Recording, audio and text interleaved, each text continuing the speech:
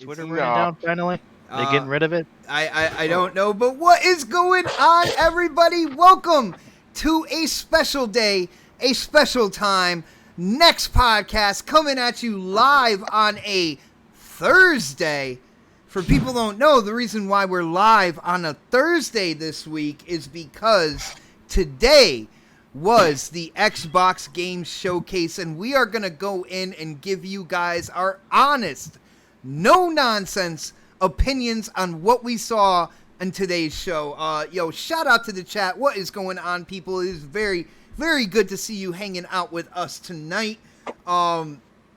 Very, very exciting day. I am really pumped. I can't wait to get into it. We do have to get through the intros, so let me start with my West Coast brother, the man who his sole identity is just to save the world, and he's going to do that going from this weekend through a couple weeks. My brother, Knoxximus, what is going on, bro?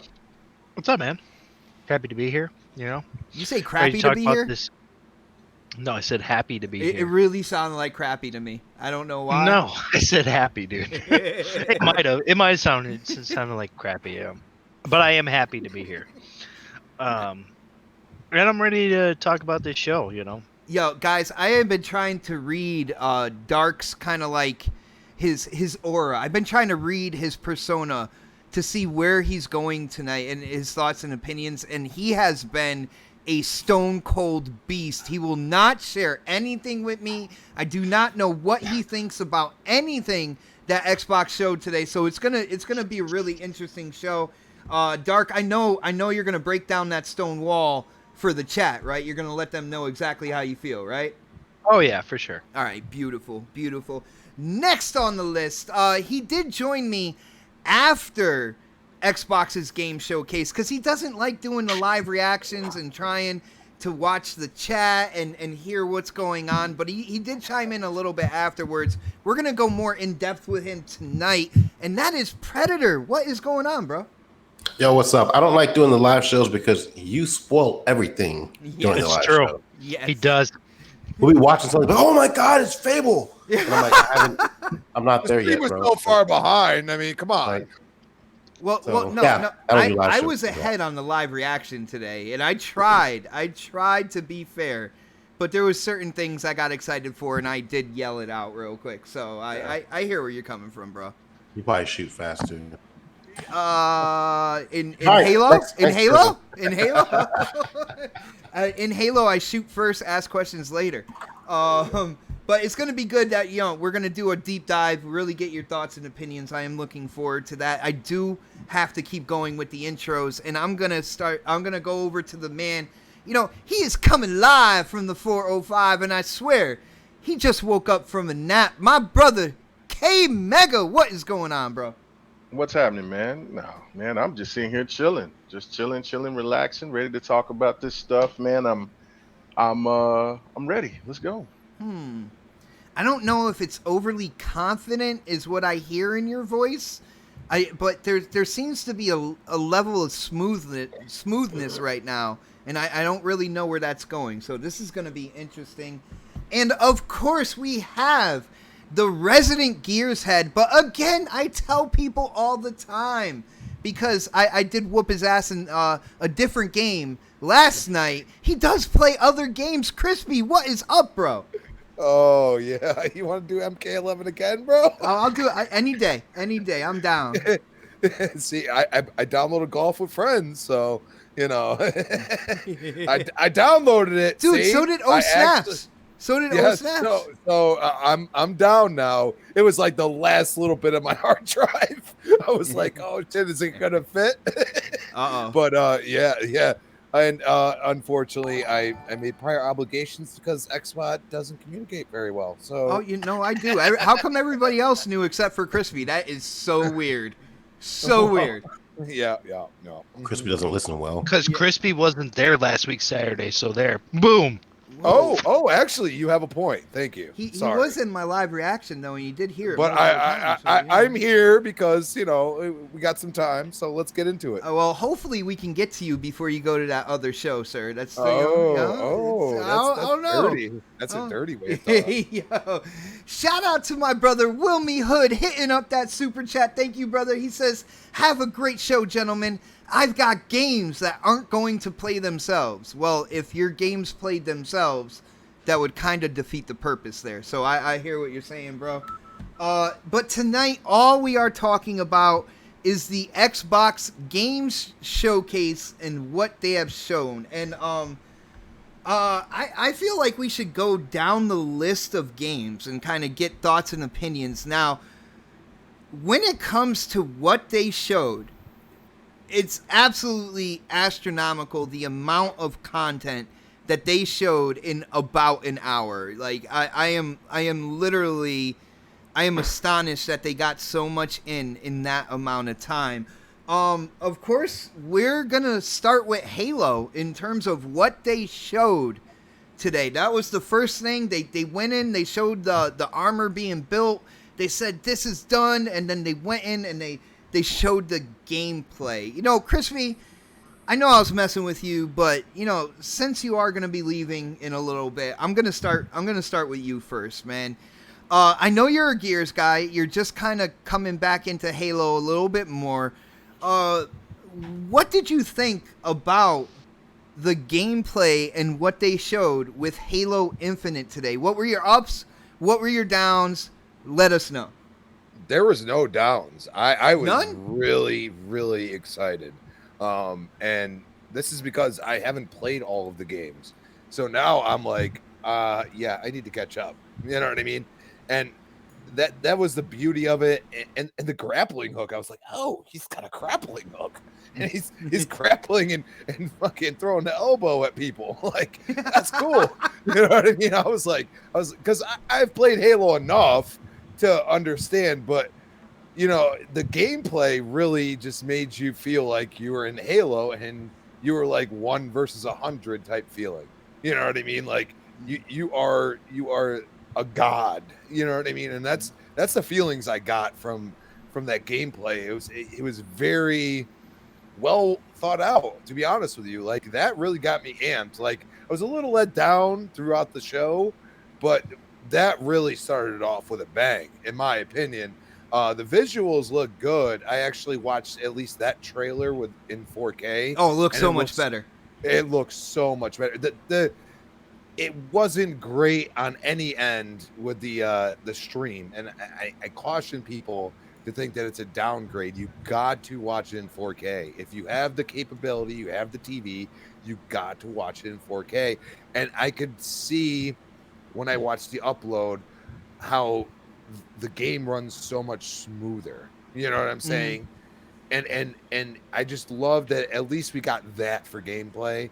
And they really like when it said start demo, I was like, okay, they're gonna do this. You know what I mean? Dude, I love that start demo screen, kind of like the menu screen in the beginning. Yeah. That's a Halo thing as well. Like, a lot of people in the Halo community, they're like, what does the startup screen look like and stuff like that. I do like what they did with that, at least for the demo, And then Atriox, really, he looks like an imposing force. You know what I'm saying? They actually didn't show Atriox in that. That was one of his chiefs. I forget his name now. Okay, all right. So that was my fault. But no, it's all good, man. That's why we're here. Help each other out and stuff like that. Yeah, but I mean, so then Atriox is kind of there's something probably going on with him then. To be honest, that he the generals you're going to see, like, you're probably just going to see Atriox at the end, and they're not going to spoil it for you, which is good. I mean, you don't want to do that, So, I mean, overall, the Halo trailer was basically the highlight of the whole showcase for me. Really? Absolutely, dude. I know I'm a gearhead, but dude, like, I know like the Halo story enough. You know what I'm saying? That was epic for me. Like, and the gameplay looked what Halo should be. You know what I'm saying? That's what Halo should be. And you're Chief, and you are, the Master Chief. Yo, Chief looks really good, dude. Oh my goodness, Chief looks good. you know, and when they put the armor on it, I mean, they did it right. They did that trailer right. I don't care what anybody says. That's like, you know, if Marcus Phoenix was sitting there, like, I would be proud of that. You know what I'm saying? That's what I'm talking about. Nice, brother. Let's go to somebody who may have a difference of opinion. Like I said, I don't know. I could not read him before we went live. Dark Halo, man.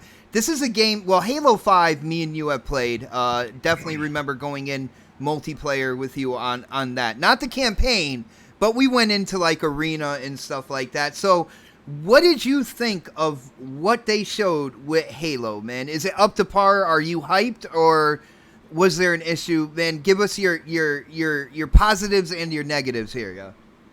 Where the fuck was Locke? Oh, Wait, is that K Mega? Yo, K Mega That was for K Mega, because I always give him shit about Locke, but where the fuck was he? Yo. No, but to be honest, you know, I think the Halo reveal, gameplay reveal, I thought it looked good. Honestly, I like the grappling hook. I think that's cool. I think it was a little slow though, pulling into enemies. Maybe they'll rework it and make it faster. It just looked a little slow to me. Maybe that was just the stream. Maybe I should watch it in 4K, like Crispy said. But it just seemed a little slow to me. I thought the graphics looked good. I thought it looked like almost kind of like Call of Duty in a way, you know, like kind of like that kind of graphically. I'll say it's a very unique art style, man. Yeah, it's definitely like a unique art style. It's definitely not it's definitely different from what any of the other Halos. It's like Halo 5 looked completely different than Halo 4, but I think this one's a little bit more in between Halo 5 and what Halo 4 did. So that was cool. Yeah, the grappling hook really impressed me. I thought that was kind of cool. I was like, I knew that, you know, people were talking about it. People were, you know, kind of saying, "Oh yeah, there's gonna be a grappling hook." I know you even mentioned it. Yeah, and I was like, I don't know how I'm gonna feel about that, man. But when I saw it, and when you see it, you're like, okay, yeah, that kind of fits with the Halo universe in a way. You know, like that kind of felt nice. To see something like that. You know, Dark, you know what I think it is about the grappling hook that makes it kind of like sufficient in terms of a new feature is it has multiple functionality. You can bring something to you. You can go to something. That's I'm down with that. I like the fact that Halo is going to be more of an open world type of thing. I'm excited to see where they go with that. I know that they're doing a they're doing like what like they're gonna add more stuff to Halo and like continue the story and kind of like go beyond, you know. So it kind of sounds like they might not be making like another game for quite a while, but they're gonna continue to have like updates and things to kind of, you know, draw you back into the game. So I'm excited for that. I think that's awesome. It definitely feels like it definitely felt like Halo 1 in a way, you know, like when you first step out onto the planet and you see that just like that gorgeous looking, you know, planet, and you're like, oh man, okay, I'm ready for some action. And then you get, you know, like in the trailer, he gets right into the action, and those weapons, man, those guns, dude, like some of the new guns that you've seen in there, I'm like, dude, yeah, hell yeah, I want to try out that gun, I want to try out that gun, I want to try out shotgun, that, you know, bro. Yeah, that shotgun, dude, that shotgun looked awesome. You know, especially you and me, bot, like we're huge Halo fans, so like, you know, seeing this type of Halo is definitely, and seeing the direction that 343 is going to take this Halo, I'm all for it. I'm so glad that they showed off gameplay today. The game just looks gorgeous. You know, what else can I say about it that, you know, that what can I say about it that I didn't like? what else is there? How that I about didn't that like? pop-in though? That's something I didn't like. Well, I think that was part of the stream, to be honest, dude. Because that That was stream straight from the was game, bro. terrible.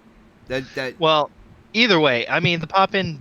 You know what? Pop-ins don't really bother me, dude. To be honest, like that's not something that bothers me. The thing that bothers me is if like it it it just stays like looking muddy like that.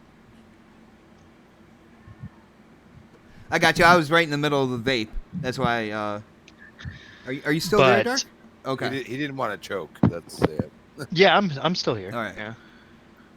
But I think overall Halo looked really good. Trying to think of like what didn't I like about it. How about I throw something to you, yo? There's something that I saw in Halo Infinite that I'm like, yo, this is a result of 343 trying to please like multiple communities at once.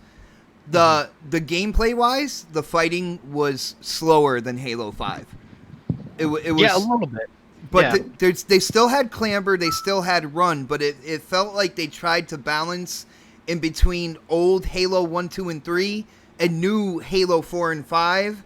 So there was some things that I kind of had to get adjusted to because like certain things like I felt like the combat was slower than 5, but I don't think it's anything that I'm going to be like, oh, that's it. I'm done with the franchise now. I also feel like this is a different 343 than we've seen with Halo 5. Like they've learned some things, they've learned what to do and what not to do, and I think Halo Infinite is going to be their Van Gogh, this is going to be their masterpiece, it's going to be their end all be all to say, hey, this is where we're going to stand in the industry, and I think it's going to be a good game, hopefully. Now, Dark, with Halo, before I move on to another panel member and keep this thing rolling here, with Halo, it came out that they're not going to have ray tracing elements in this game at the launch of the game. They said that it'll be added later on. What's your thoughts and opinions of this? Because there's a lot of people on social media. Here's the thing. That shit bus. does not bother me. This shit should not bother anybody. Like, why are you worried about ray tracing? You probably don't even, half of you don't even know what the fuck ray tracing is. I don't even know why you're complaining about it. Like, I see it on Twitter too, dude. I've seen it. I'm all like, what the hell is wrong with you people? Like, you're just gonna, it doesn't have ray tracing. Who gives a shit? Who cares? Okay. Just wait until the fucking game comes out, and guess what? You're gonna play it, you're gonna enjoy it, and that's it. If you have Game Pass, you have no reason not to try it out. Exactly. I mean, seriously. Exactly. Dark, are you trying to take my Satan name? I might, dude. I might today, but not forever. Gotta leave it to you. Yo, shout out to my brother Diego hitting up that super chat. Thank you for the support. He says the guy at the end is the main villain. His name is Escharum. However you want to pronounce that. All right. Nibble confirmed it. Have a great show, guys. Thank you so much, brother. Yeah, I knew his name maybe like a half hour ago, and I forgot it. And as you can see, I can't pronounce it for anything. I think Atriox is not the main villain then? Is this other guy? Well, if they are building content over time, then it would make sense that they're using one of his chiefs at first for this story arc, and then when they come out with a newer story arc, like down the line, it's gonna be I can definitely see where they're going with this, and I am completely down with that. Let it keep unfolding. I guess. Go ahead. I guess the one thing that maybe now that I'm seeing it on the podcast, the one thing that little kind of bothered me a little bit was the expression in what's his name's face. Like he looked like he was like like it was just like too much. I don't know. There's just too much like. Are you talking about the pilot or the the pilot? Okay. Like the mouth moving is just there's too much there. Indeed. Maybe it's just me. Maybe it was just the stream, but it just looked a little off to me. Oh, because he was talking and used his lips. Okay. Yeah.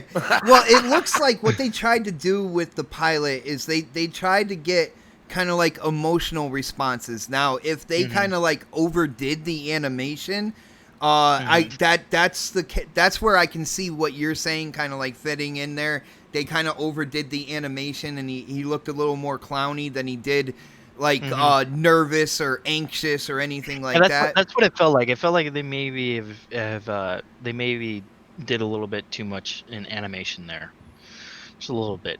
I got you. Not too bad. It wasn't too bad. It was okay. That's something they can actually tone down, because if they they over animated it, they can literally trim out some of those animations and bring them kind of back down to earth. No pun intended there. But awesome, Dark. I believe we did get our special guest in the building, Sir X-Man. Are you good to go, bro? I swear I saw him. Dun dun dun. Yeah, he's here. He's here. X-Man. He's here. You might be muted, sir. There he is. I'm trying. Oh, you there? All right, man. Let us know when you're all set, okay? All right. So, yeah, let's go down the line here. Let's go to K Mega. I haven't talked to K Mega all day. Pred, I was gonna go to you, but I was like, man, I already talked to you already. So let's go to my brother K Mega. K Mega, dude, a new Halo. We see the gameplay. We were checking out the build up for it. What did you think about what they showed today with Halo gameplay? Did it live up to your expectations? Did it pass it? Did it come in below the bar? Yo, what's going on, bro? When I first seen it, because I came in late from my doctor's appointment, and so I missed everything except for the last three games, and I started seeing people post stuff in the DMs, and I was like, what? Well, I'm not going to watch it until they display it, because I still thought that the show was about to start, and it was watching the pre, and then I was like, what's going on here? Like, the show's over? Okay. And then when they showed what they showed at the end, I was like, oh, damn, that was the show. Okay. So I went and I checked out the thing. I checked out the 8-minute start of it. And so I looked at that, and then I was like, oh, no, I'm not digging it. And then I went ahead and I looked at it again through the actual, because I started the whole show, and I watched it to watch the whole show. And then I looked at it and I was like, oh man, I'm not digging it. So then I said, I'm going to watch this show again. Damn, in 4K 60. And then that's when I said, okay. Because at first I was kind of like, well, no, man, this isn't what I was expecting. So it took the 4K 60 to really make me appreciate the game for what it was. And because I was just gonna say, look, man, I was just coming out to be disappointed. But my only gripe is I don't like the old aesthetic. I just don't. I think that the way that I just don't like that suit. It's too simplified, dude. It's too simplified. It's just the Covenant looks simplified. It just didn't look. I mean, when you look at how everything looked so futuristic and enhanced. Mm-hmm. This looked like it was taking you back to the first three Halos, which I knew that was the whole point of the matter. But I just didn't like that. Now, gameplay wise, yeah, absolutely astonishing. Like when he jumps out the Warthog, like even when the Warthog was rolling, and then you just seen like the dirt kicking up, and then he comes in and then he hops out of the Warthog, and he bashes him with the elbow. I'm like, oh damn! Like, okay, all right. And then the weapons. Another gripe that I do have is that the weapons don't sound powerful enough. It doesn't sound like the shotgun didn't sound like it had enough impact. A couple of the grenades kind of sounded pretty distant. I was one for the shotgun, because the shotgun did look nice. Didn't have that boom boom like bow, like that's what I wanted to just hear, that smack, but just didn't have that. It had that drum cartridge though. My goodness. What'd you say though? It had that drum cartridge. It had Yeah, that drum No, for the ammo. the design of the gun was fire, and then also that other the assault rifle that looked clean too, and even and so that was the thing. When I first seen it the first two times, I wasn't appreciating it. I was kind of like, man, this looks dated as hell. Except for that it's not in the sense of the movements, the speeds, it feels right, but it is. But when you watch it in 4K, there was better design with the hand, with the pistol, with the other guns. Um, the the creature at the end. Well, I said the main villain at the end. The chief. Yeah, the chief. When he says through that little hollow lens or whatever. Matter of fact, we're seeing it right now.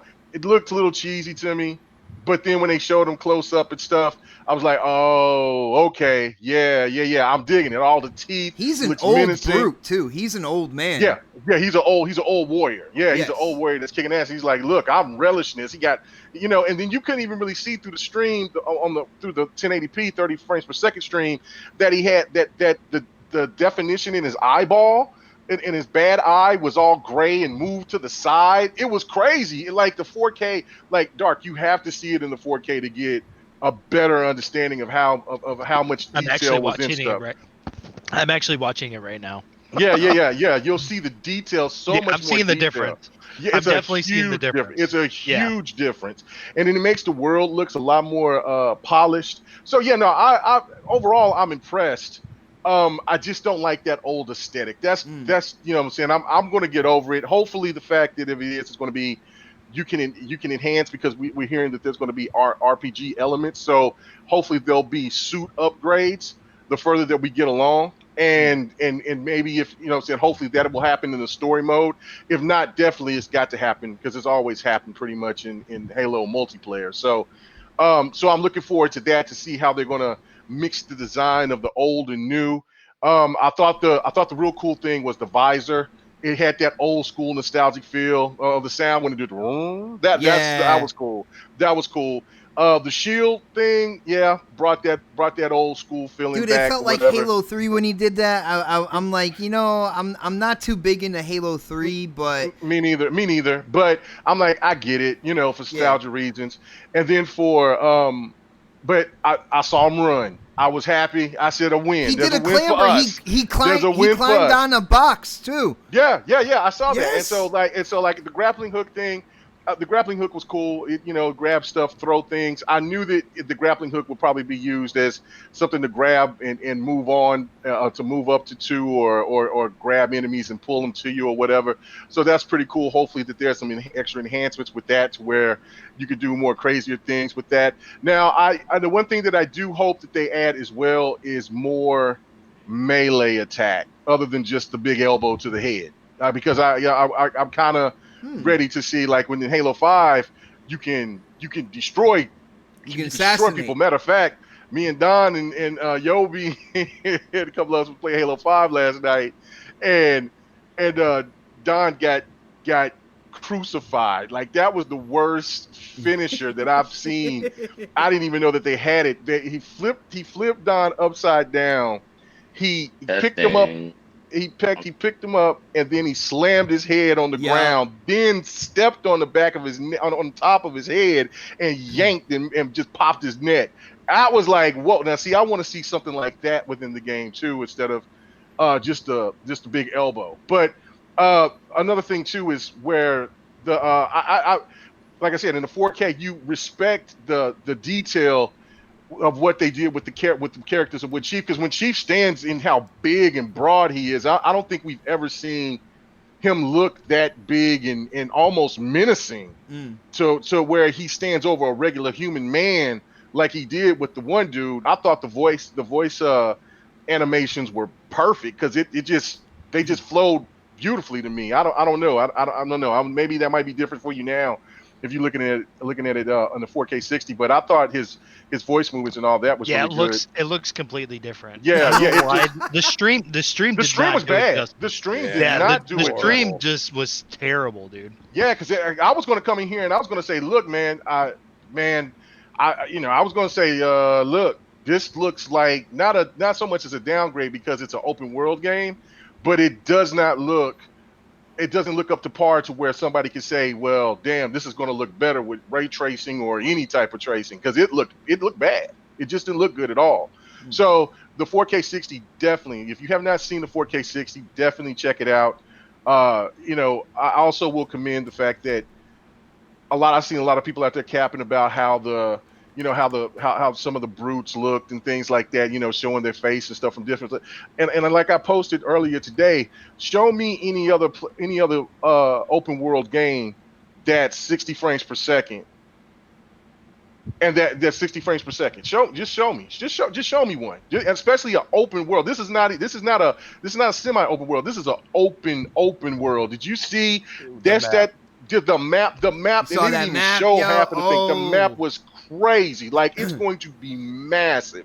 So that we'll see Locke eventually in that big ass map, in the big ass ring. And matter of fact, hearing the rumors that pretty much the whole ring will be a playground for what's coming. So this game is going to be here for a while. They're going to add a whole. They're going to do kind of like Destiny, which we was hearing about that a couple of years back, about that they were trying to take the Destiny route with expansions and things like that. So not only are you going to have this huge campaign, but you're going to get these different added pieces to the story to add more to the lore of what's going on. So they'll even go deeper into the story, which I'm pretty excited about. So overall, no, I thought the game was, at first it was kind of making me nervous, but then after I seen it in the 4K, I'm absolutely cool with it. I'm excited about it. You know, there's a lot of people out there that all of a sudden they turn into armchair kind of like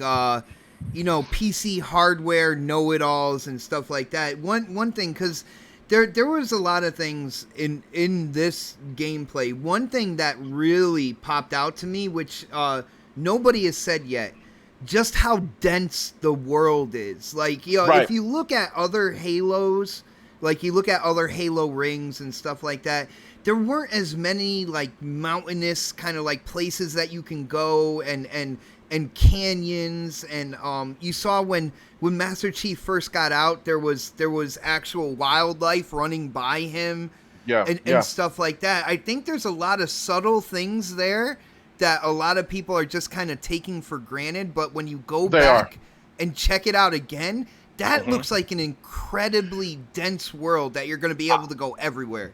I'm going. What I was thoroughly impressed with. Now, like I said, I watched it 3 times. I'm gonna have to watch it again on the 4K 60 for a second time, which is pretty crazy. But the scope, like you said, the scope and how far, and like the lighting off of the gun when he turned to certain different positions, the sunlight would run off of the gun into shadow. I was like, damn, like that's the stuff that I was looking for when I was watching it the first 2 times, and I'm like, I'm not seeing any of this. What's going on? Like, damn, that gun looks ugly. You know what I'm saying? Like, so I was really concerned. Like, I mean, I know that, you know, you're doing a full open world, but where's the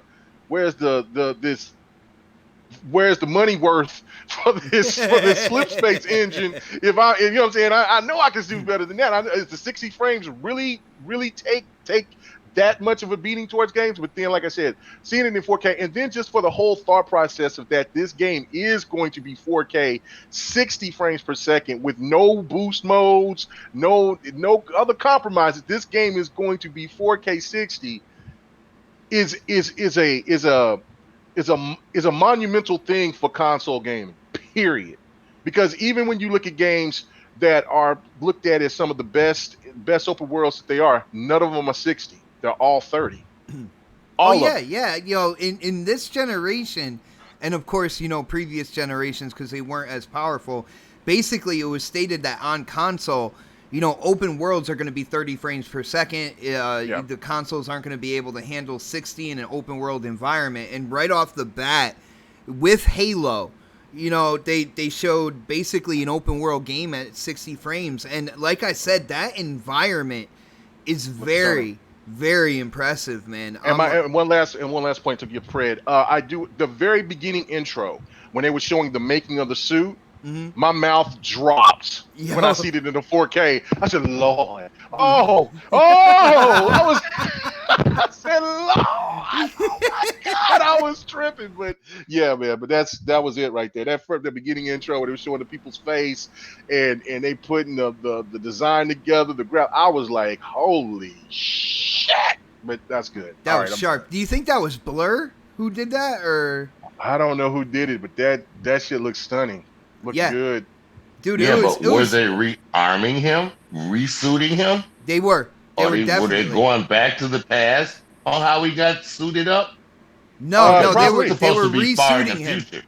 They were resuiting him, I believe, sir. Yeah. What is up, sir, X-Man? How you doing, bro?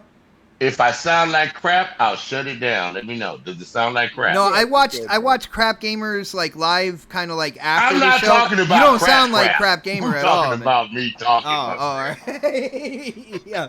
No, you're sounding good, bro. I can hear exactly what you're saying. I can hear your words, and that's basically what counts. I will tell you later what I had to go through. My replacement is here. I have to go, guys. Get the hell You ain't out of here, going Crispy. nowhere. Stay right Get here. the fuck out of here, man. I love you.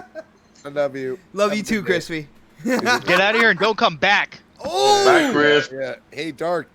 Hey, your replacement was here for a while before you. Oh no. It's too bad he had to get a B grade in me. To, You guys were acting so nice to each other before I came in here. Yeah, see what you brought into the live stream, bro. It's supposed to be the opposite. It's all Sir X-Man's fault. No, I smell Sir, old people, and I was like, Oh, okay, Sir damn. X-Man. Oh, Lord. Here we go. Yo, Sir X-Man, sit back. I am gonna ask you your opinions. I'm gonna go to Predator first, and then we're gonna round off Halo with you, and then we're gonna move on to the next game. So, Cool, because I need a few minutes. I know he'll be like 30 minutes. So. oh, he said Predator takes a long time. Yo, Pred, I'm never that long-winded. You know that. Yeah. All right, Pred. I know we touched on this, during the showcase today, but we've had a little more time to kind of like let things settle, to kind of go back in, rewatch things. So, what do you think about what they showed for Halo Infinite, man? Are you excited or no?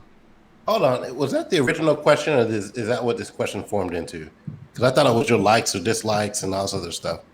Well, it's part of it. I'm just rewording it every time I go to the next person. Yeah, I don't want to say the same thing over and over again. Well, I mean, if we're just gonna talk about Halo all day, I mean, shit, I could have came in fucking 2 hours later. But real talk, I starting to show off with Halo. I kind of expected that. I think the gameplay demo they showed was decent.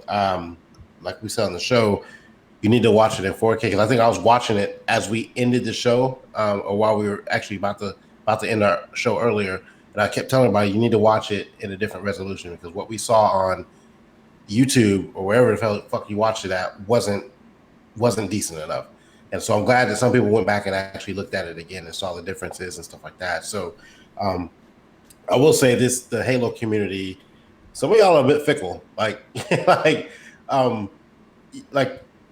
you're complaining about the suit and the way he looks and stuff like that, and a lot of people kind of just forgot about the gameplay, and it's like, okay, you can't bitch and complain. You want a new Halo, you get a new Halo. You want to go back to its roots, they're going back to its roots, and then you complain about something so simple as the suit. Facts.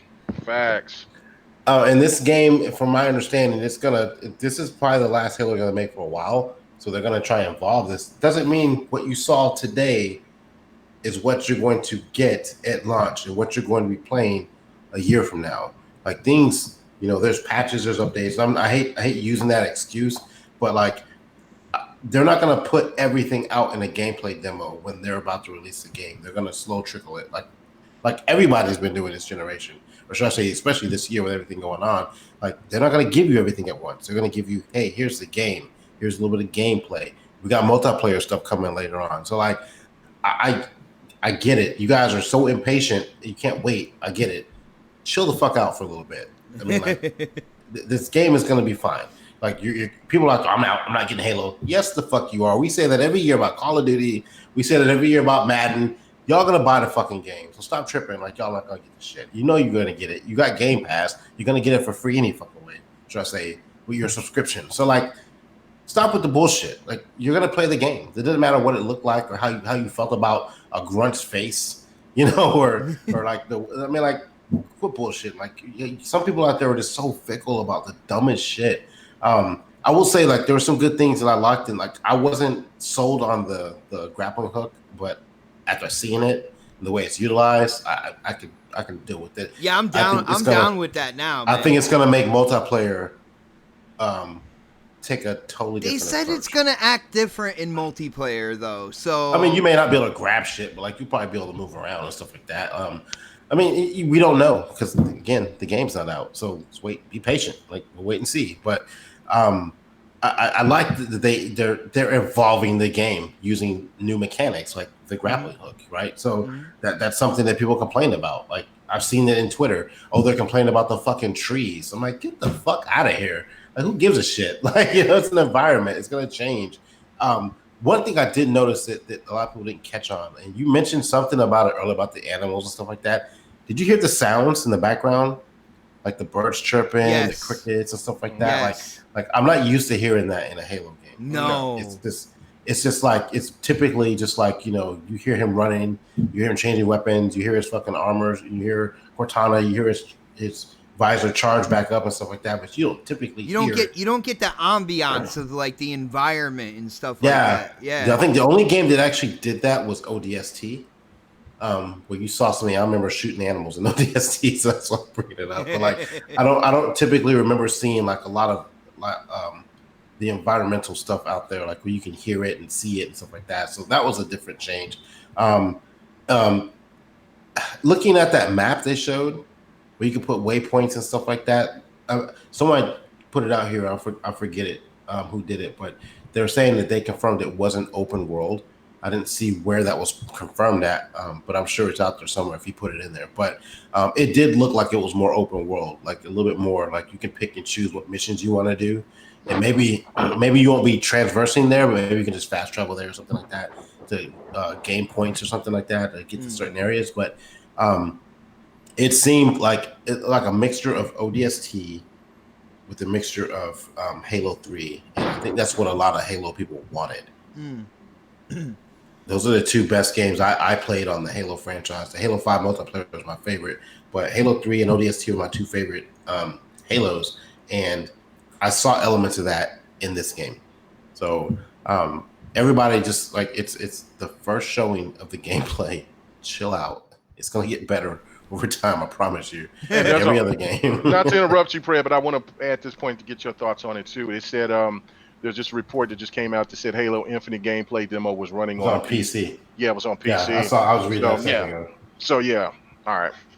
And again, it's probably an early build. I mean, right. We'll see better gameplay, and the game will look by the time it launches.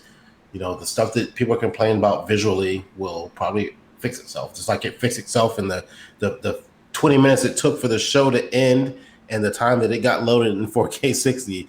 A lot of people's minds changed on how the game looked when they looked at it at 4K 60. So it was just that fast. Just relax, people. Chill the fuck out. It's going to look good. You're going to play the game anyway. So just be hyped for it and stop bullshitting with yourself. All right, brother. Definitely respect your opinion on that. Again, like the biggest thing to me besides like the gunplay, which it was funny because I saw people all over Twitter trying to talk about how Halo looked, and I'm like, yo, funny thing here is everybody who's talking about Halo, nobody is saying shit about the gameplay. Like nobody would touch, the gameplay looks like garbage. You know why? Because it didn't, okay? At the end of the day, the gameplay has to be the number one thing. We're going to go to our special guest, my brother, my golfing buddy. Sir X-Men, are you ready to chime in, bro? Yeah, but I have something to tell you, my friend. I saw a bad thing at the show, man. You saw what? Something bad. I saw something bad at the show, man. Uh-oh. What was that? I didn't see no Battletoads. No, dude, I know. Hold on. There was a Battletoads reference in Grounded, by the way. That was not in Grounded. That was for that other game. No, that was in Grounded, sir. Trust me, I know. I know. I yelled out Battletoads when I saw the toy in the backyard. Oh my god. Yeah, I did. You know I would, man. So it was an Easter egg that only you would see. A couple other people saw it, and if they didn't, me yelling Battletoads during a live stream probably caught their attention. Yeah, that would do it. Yeah. But what did you think about what they showed with Halo, man? Okay, 2 things I liked. They got my little barrel pistol gun back. I've missed that gun since Halo 3. And it was able to be dual wield at the same time. Okay. I'm glad that gun is back. 2, I don't know if you guys noticed, but the weapon swaps were so much faster than they were in previous Halos. Plus, when you're looking down the line of the barrels and the guns, it seems like it gives you a better perspective, a better view of where you want to shoot. Instead of that dead line that's a little blurry and you can't go to your target real fast with your radical. It seems like that's been I've seen that too. Yeah, I've seen that too. Yeah, especially with the pistol. Yeah. Oh my God, the pistol was yeah, because it had a big circle and then it shrunk to where you could be the tighter you got to the target. Yeah, and that might be trigger sensitive. So controller sensitive, which that would be fucking amazing. Because the newer controllers for the Xbox Series S is going to have, that extra precise controllers like the Elite controllers. So they're giving people that feature in the newer controllers. But other than that, I thought it looked good. I don't think they were finished. And I hate to say it, if they have to take more time to polish it, I wouldn't be mad. Bring it out right, bring it out correct. But, I thought we were supposed to be able to play everything as a demo that was shown on the show. So shouldn't that be something we should be trying? It wasn't, they didn't say everything that you saw would have a demo. They said everything that you saw in the game showcase, if you have Game Pass, you'll be able to play absolutely everything that they showed with Game Pass when it does come out. That's what they were saying. No, I thought they said you could try everything. No, they it's funny the way that they said that during the show. They said that you'll be with Game Pass, you can go in and try everything that we have in the show. Like I feel you, because I kind of started leaning that way. A lot of people thought that. Yeah, but then I listened to them the couple more times that they said that, and I'm like, oh no, they're talking about Game Pass when the game's released. So I don't think they have. They needed to word it better then. Yeah, definitely. Because it threw a lot of people for a loop. A lot of people thought they were going to be able to try a lot of the games that were all the games that were coming out to show that day. Just sample demos. Yeah, no. I like Halo. I don't like the dude with Master Chief. Oh, the pilot. He seems really, really whiny. I don't like that. Shit, he don't want to be there. Yo, sir. I mean, everybody else. I know what you're saying, bro. I mean, listen. Dude been floating in space for like 10 years, man. Like he been floating in space. They lost. They got their ass kicked. Then then this fool, you wake up thinking that you're gonna get the hell out and go home. And he's like, no, we gotta where fight. You just got your ass kicked from. No, he don't. I mean, I wouldn't be happy either. Like, bro, I'm not you. I'm not you. You know what I'm saying? So I got that. I thought that was pretty cool, because you don't really ever have anybody that stands up to Chief except for the 2 people that actually did, which was Locke at that one particular time and Johnson and the Arbiter. And the Arbiter. Those are only 3. You know what I'm saying? Everybody else kind of submit their will to Chief. You know what I'm saying? And even Locke did it towards the end by calling him sir and shit like that, because he was higher rank, which understandable. But you know what I'm saying? But it was good Locke to see that there was just a regular Locke guy. Bent that knee. I mean, I see your point, but they didn't have to make him like just totally pushing it. You can state your dude. His catchphrase is no. That's the pilot's catchphrase. I've heard it from him like 3 times, man. What? He's just like, no. Yeah, no. Right. No. Right. Thank you. Right. No. But you feeling where I'm coming from, though, Yeah, right? I hear you, brother. I definitely hear you. What did you think about how it looked? Yeah. It looked good. I went back and rewatched it, and it looked good. There was some stutters in the original thing this morning, so I went out and everything looks polished, cleaned. I did see some background in those mountains, kind of like processing in as he The was clouds, moving up. the clouds the You know what definitely, I'm saying? they definitely popped Yeah. in, bro. You know, they were starting to develop in the way background. You know, they weren't just there where you looked. If you started moving in all the action, you didn't really pay attention to it. But when you relook it again, you can kind of see the mountains filling itself out. You know what I'm saying? I'm gonna have to go back and check that out. They got some work to do, but it looked good if they keep on the progress. Now I wonder how it's gonna look when you have the 4-player co-op.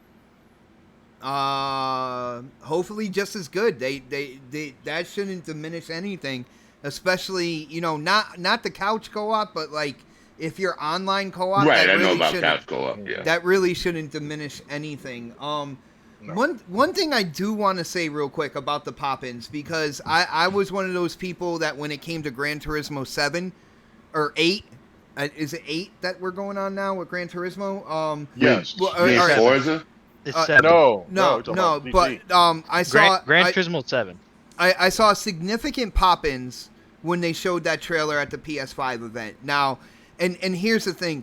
Both of these companies are touting like SSD, velocity architecture, talking about eliminating pop-ins and stuff like that. So yes, I am going to hold that same energy here. There should be no pop-ins when this game is released. If there is, that will be something that's even hard on a high-end PC. Sometimes. Well, hey, dude, I'm only going by what these companies are saying with their new systems. That's what I'm doing, and that's true.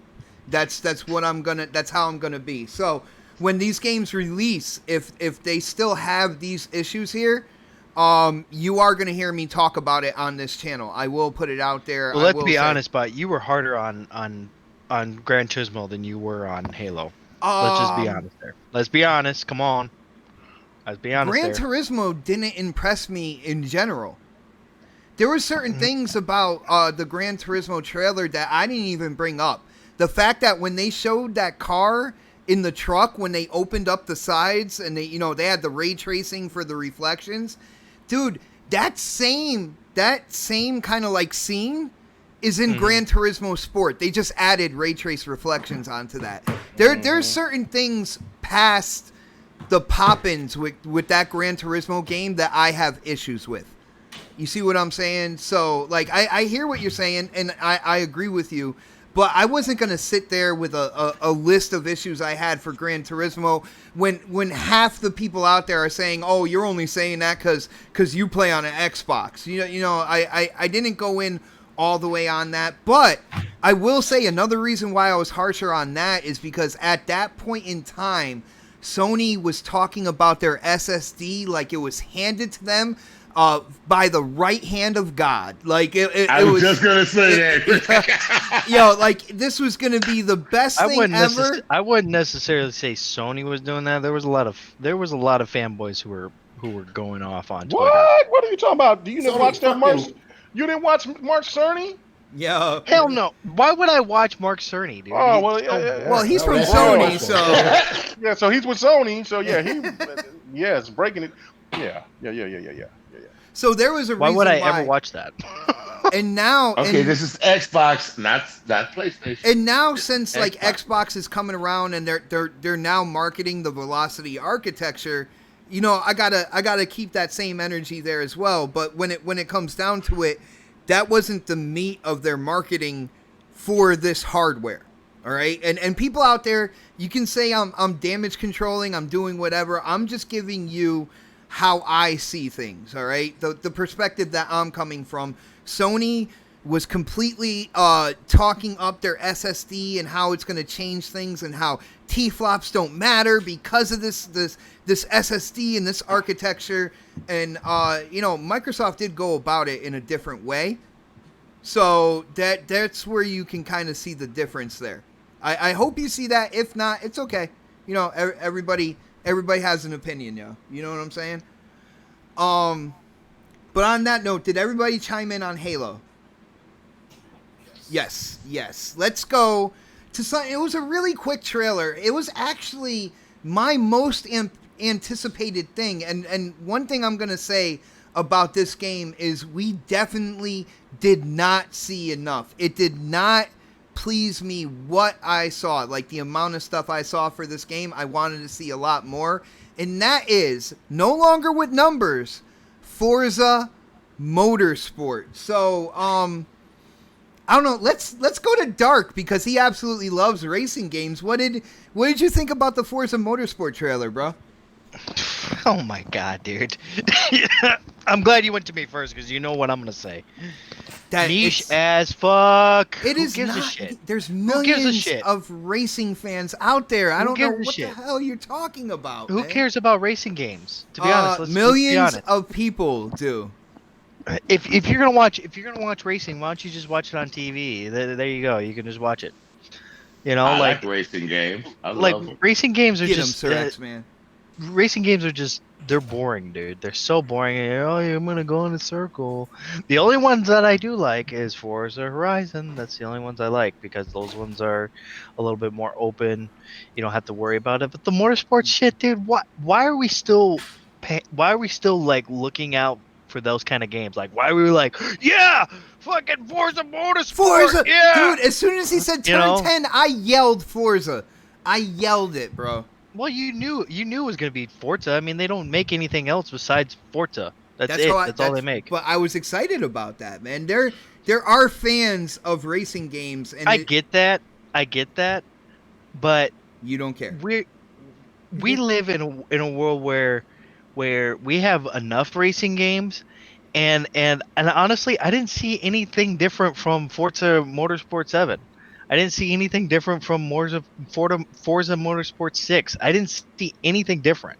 It all looks the same to me. When it comes to car games, everything looks the same. Everything looks the same. Yeah. Dude, I saw first off, one thing that I will point out.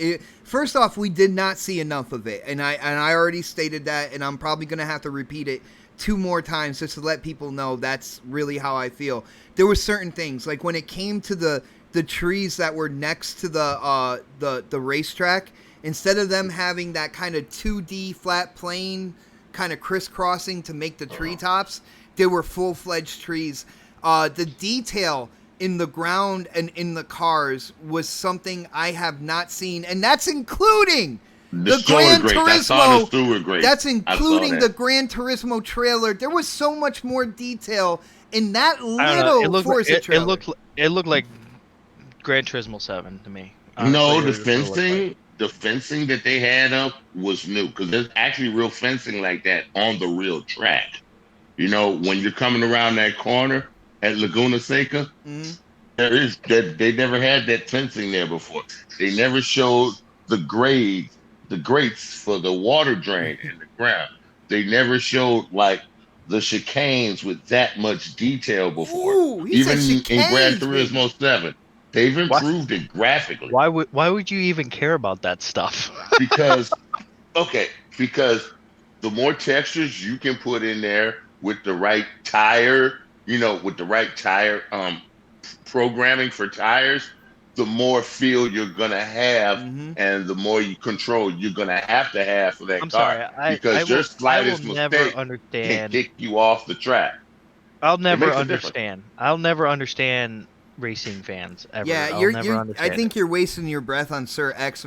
Sir X, man, I think you're wasting your breath on Dark. But it's okay because I'm hearing. I play iRacing on the PC. I mean, I'm hearing everything you're saying, and everything you're saying right now is absolutely it's just spot on. That's just boring to me. I'm sorry, but I mean, if it's fun for you, then great. But for me, it's boring. Dark, when Forza comes out, you gonna play the game with me? Fuck no. I'm not even gonna buy the game. I'm not even gonna play it on Game Pass. I know it's gonna be on Game Pass. I'm not even gonna try it. That's blasphemy right there, yo. Blasphemy. Chat, call it out on Dark. Blasphemy. You won't even try I it out. bet you he'd play a new Burnout though if EA made it. Oh. I bet you he'd play a Burnout. What? A new Burnout. I don't like any car racing games. Guarantee you that. That's that. The only one I actually like is Forza Horizon. But that was the only one I actually liked of Forza Horizon was the one when they were in Australia, and that was it. 3. That was 3. You know, I didn't like 4. I thought 4 sucked. I thought 4 was terrible. He liked the Hot Wheels. I remember one time he was talking and another. Yeah, the Hot Wheels was cool. And he said he loved the Hot Wheels. That's what made him start playing it. Yeah, that's true. Dark, you are disappointing your mullet right now. I hope you know that. I don't give a shit. Yeah.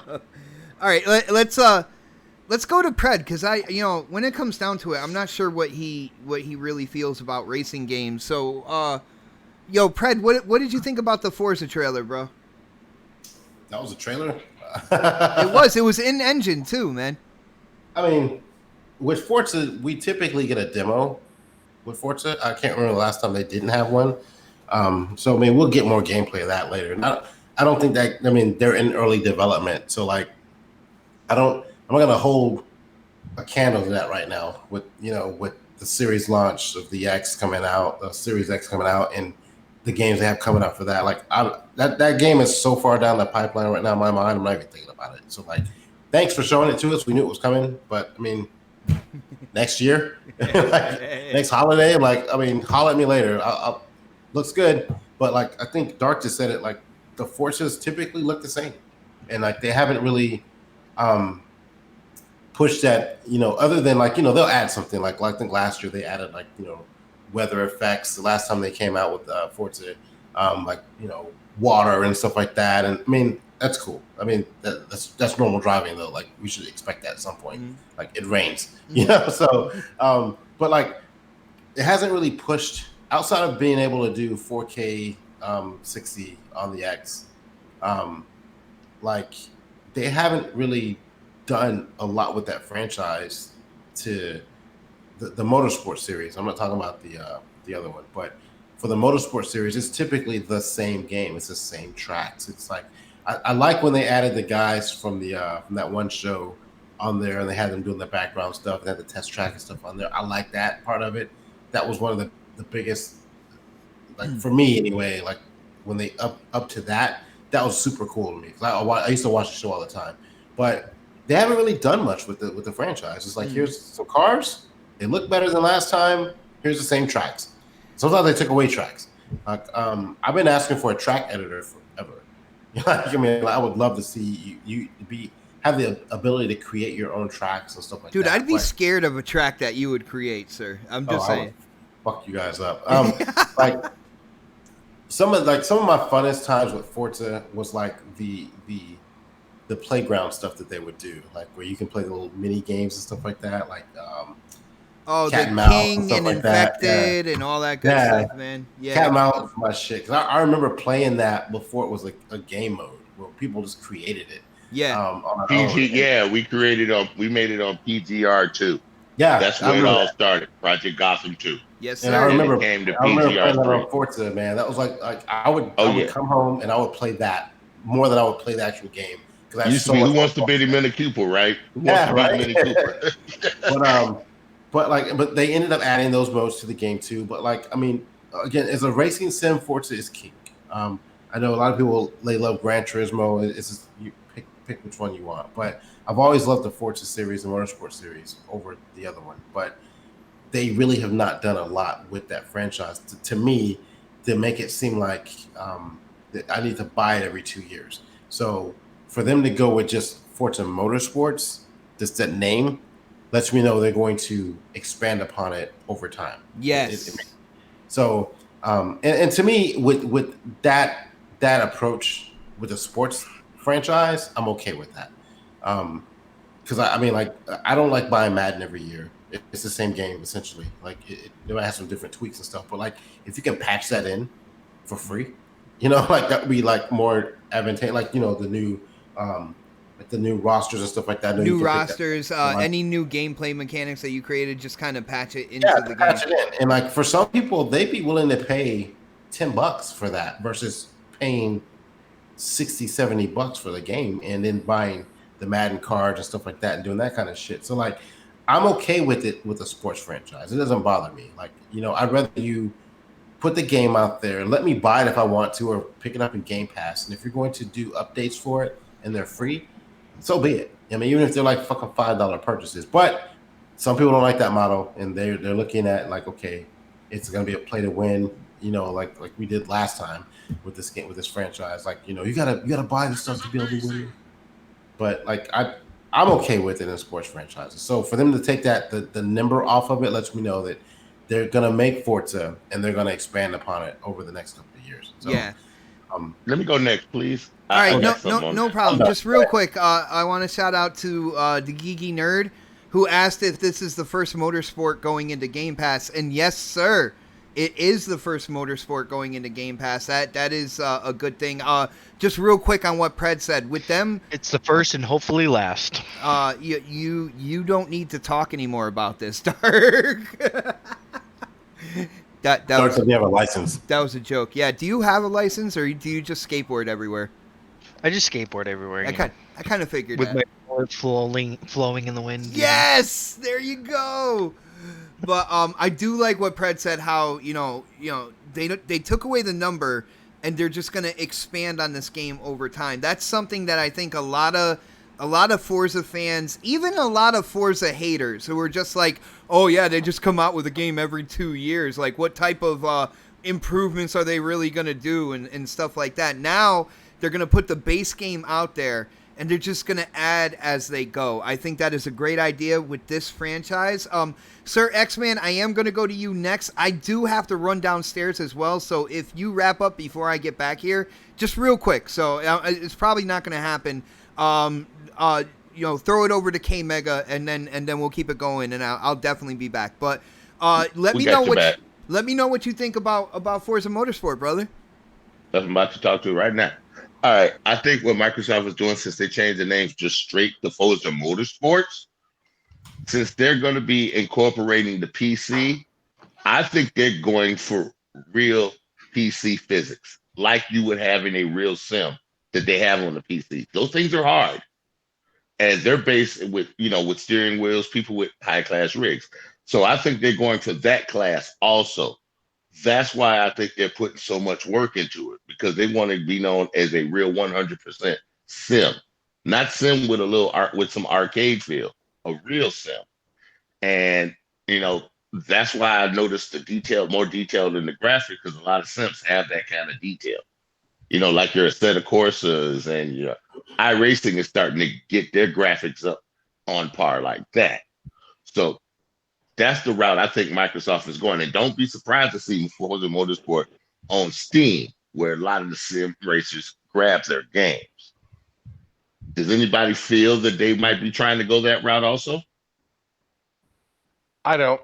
I mean, maybe towards to be more of a sim. I agree, but not fully a sim. That it doesn't. Right, you have to leave some room for. Yeah, you gotta unless they add more options for you to where they can take things completely off to where it just becomes a full sim, and then it plays more like the games that you was mentioning that's on PC. Then I can get that, but that you wouldn't attract the people that has been a part of Forza for so long if you completely just take away what's the charm of Forza Motorsport, in my opinion. Because I mean, look, but you can have it. But it's like when you try ways. it's like when people try to play. See, some people are patient, other people aren't. Like, people aren't as patient and especially with games that they particularly don't like. So they damn sure aren't patient. Like so if Dark. you come in there and people just try to jump in and play, let's say, the game from Namco, the driving game from Namco. I can't think of the name right now. If Project Cars, I have them both.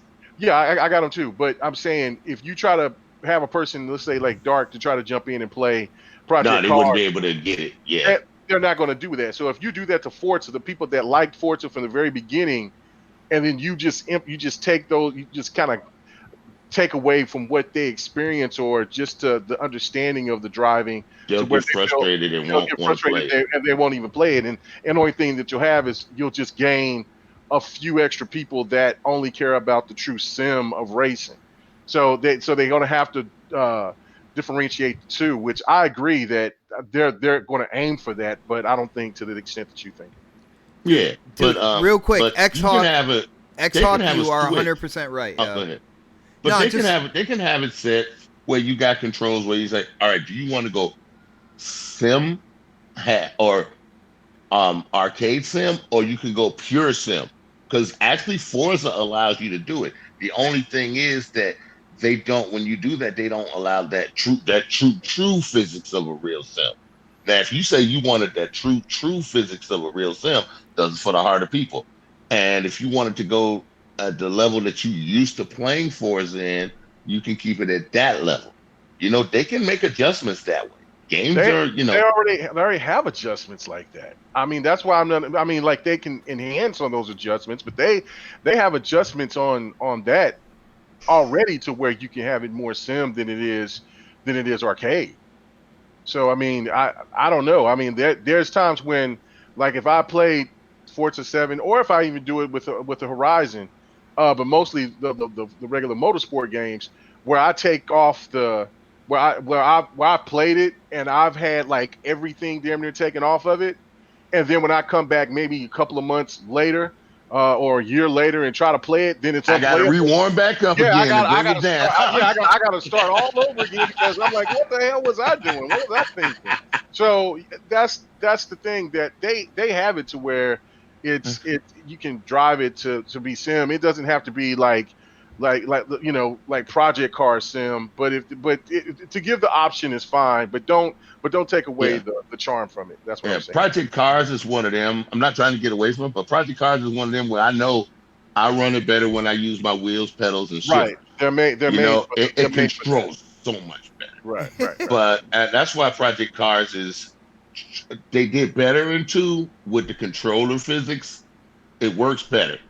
But Forza, you can still run it like that with a joystick. It's a lot harder, but you can still run it like that. I use my wheel when Forza 7 on the PC, and it's like night and day. You know what I'm saying? I can take corners tighter.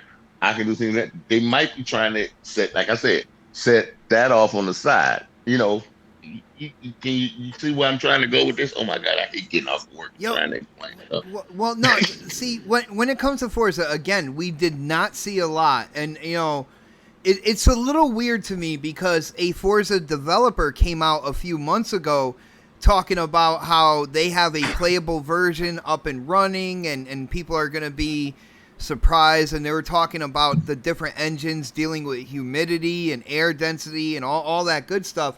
I thought this game would be ready for launch. Now, it doesn't seem like that because they showed... No, it's not. They showed early, what they called, quote-unquote, early development. But just from the trailer itself, which I think they put there to show the aesthetics, the look of the game. And from the that cars were amazing.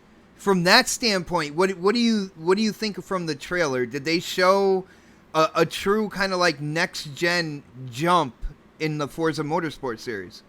Yes. Nice. They showed me enough to wet my whistle. Now I want to see more of it.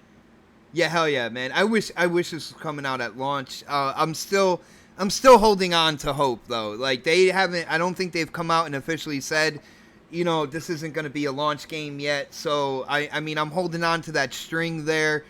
But I from what I saw from the detail and everything from what they showed in engine, I was highly impressed with that short trailer, man.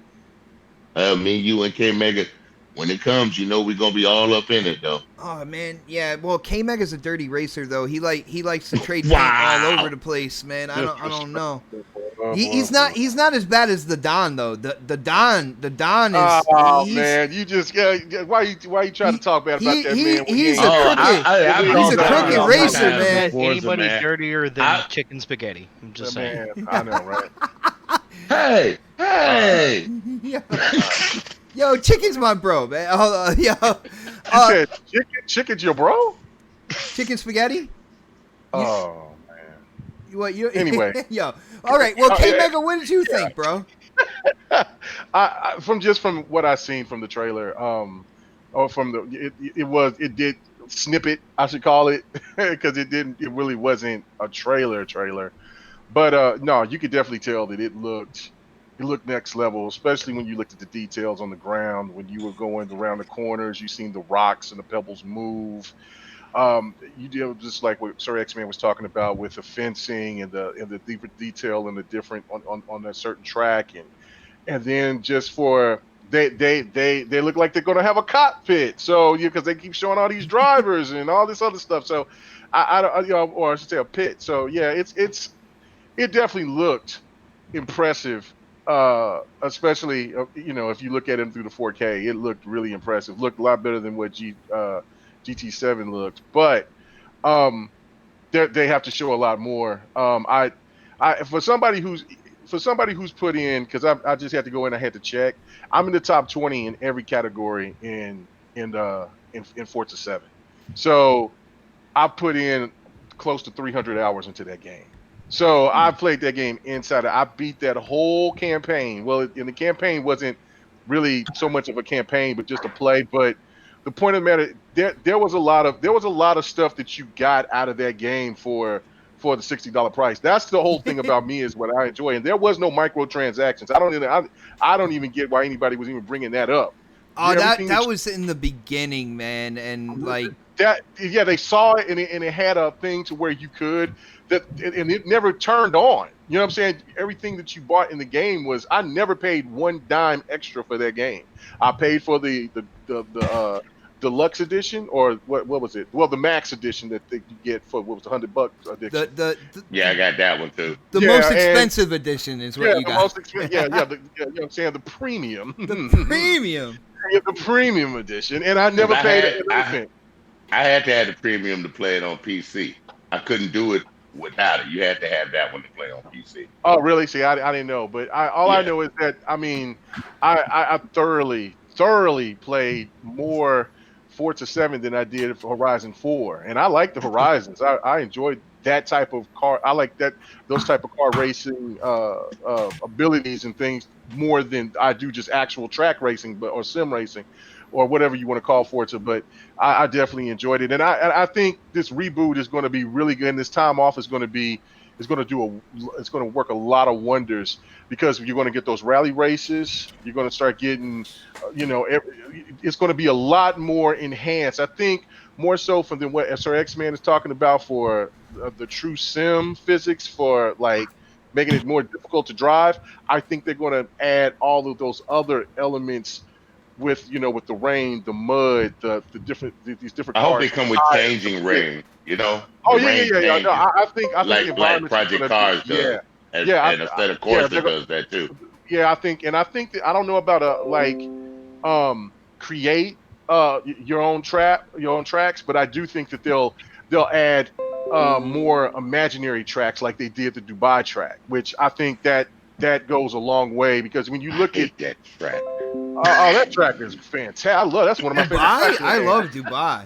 Love Dubai's track. I hate going reverse on Dubai, man. I forget where that turn is coming, like right before you get ready to go into the tunnel, and I'm like, forget to slow it down every time.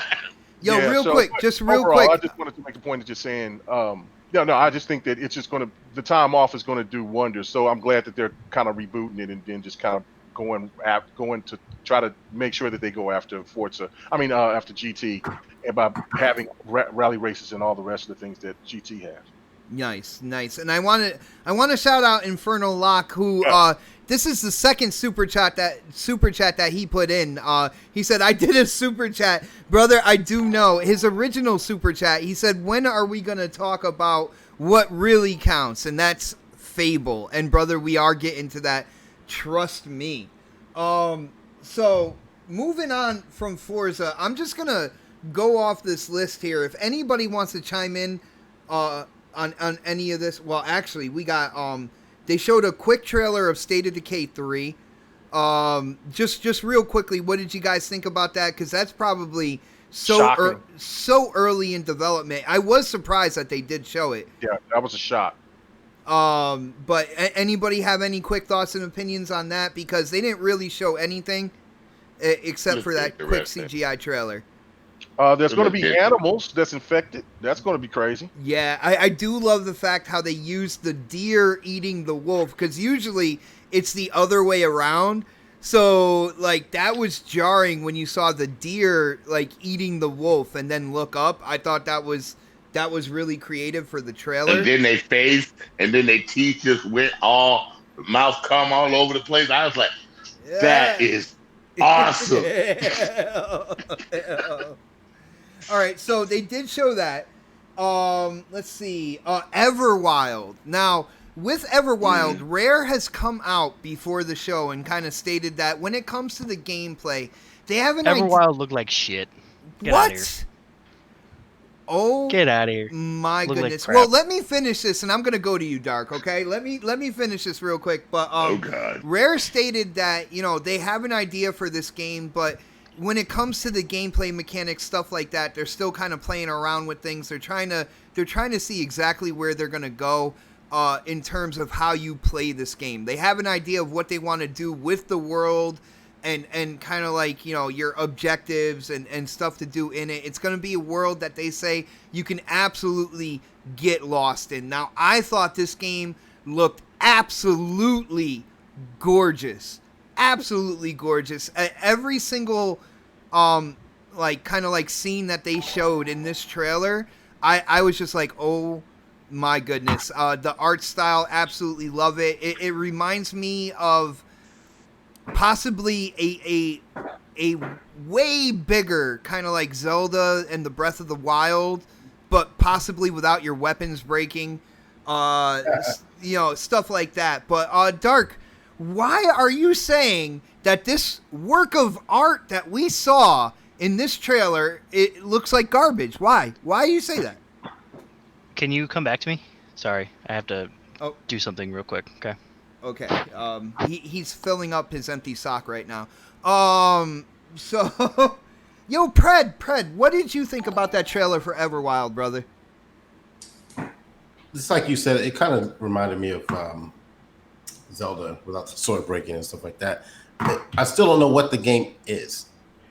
Like, I don't remember seeing any gameplay of the game. And I think that's one of the things that we came out of this event asking for. Like, some of these games, we have no clue what they are. It's like we got teasers, but we don't know what the hell is actually going on as far as gameplay goes. So I don't know what the game is. It's like, a bunch of people worshiping animals and shit. And I mean, it looks cute, but I mean, like, I don't know really what is happening in the game. I remember when Recore was out, we had no fucking clue what that game was until we got gameplay a couple of maybe a month or so before the launch. But like, we had seen the game multiple times, and now this is the second time I think we've seen Everwild, and I'm still like, what is this? What are y'all doing with this game? Can I give you my guesstimation off of what we saw in terms of what this game is?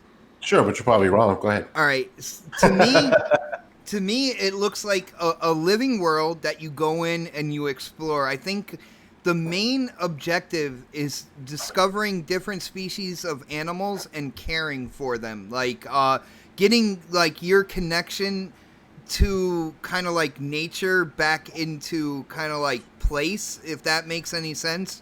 Because that's not gonna gravitate me. No, you're not down with that. You're not gonna care for that little calf and like The Sims with fucking fake animals. Like I don't feel like doing that shit. Taking care of shit. Like I've never liked games like that. If that's what the game is, I think it has the potential to be absolutely huge. To be really honest with you, if I'm not shooting something, stabbing something, blowing something up.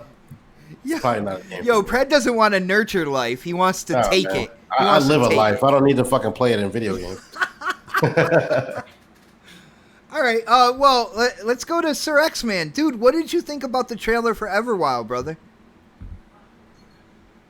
Nope, not for me. No, just pass. No, just pass, no, huh? just not for me. Dude, no. am I the only one that thinks this game looks absolutely incredible? Okay, K Mega, come on, It brother. looks like it's for kids. I'm being honest. Take your animal, let your animal pull down a tree for you. Then let your other friends get the other animals. I don't see anything yet. Yeah, I can't believe I'm dealing with such blasphemy tonight. I'm gonna K Mega. I can't be on your side all the time. Sorry.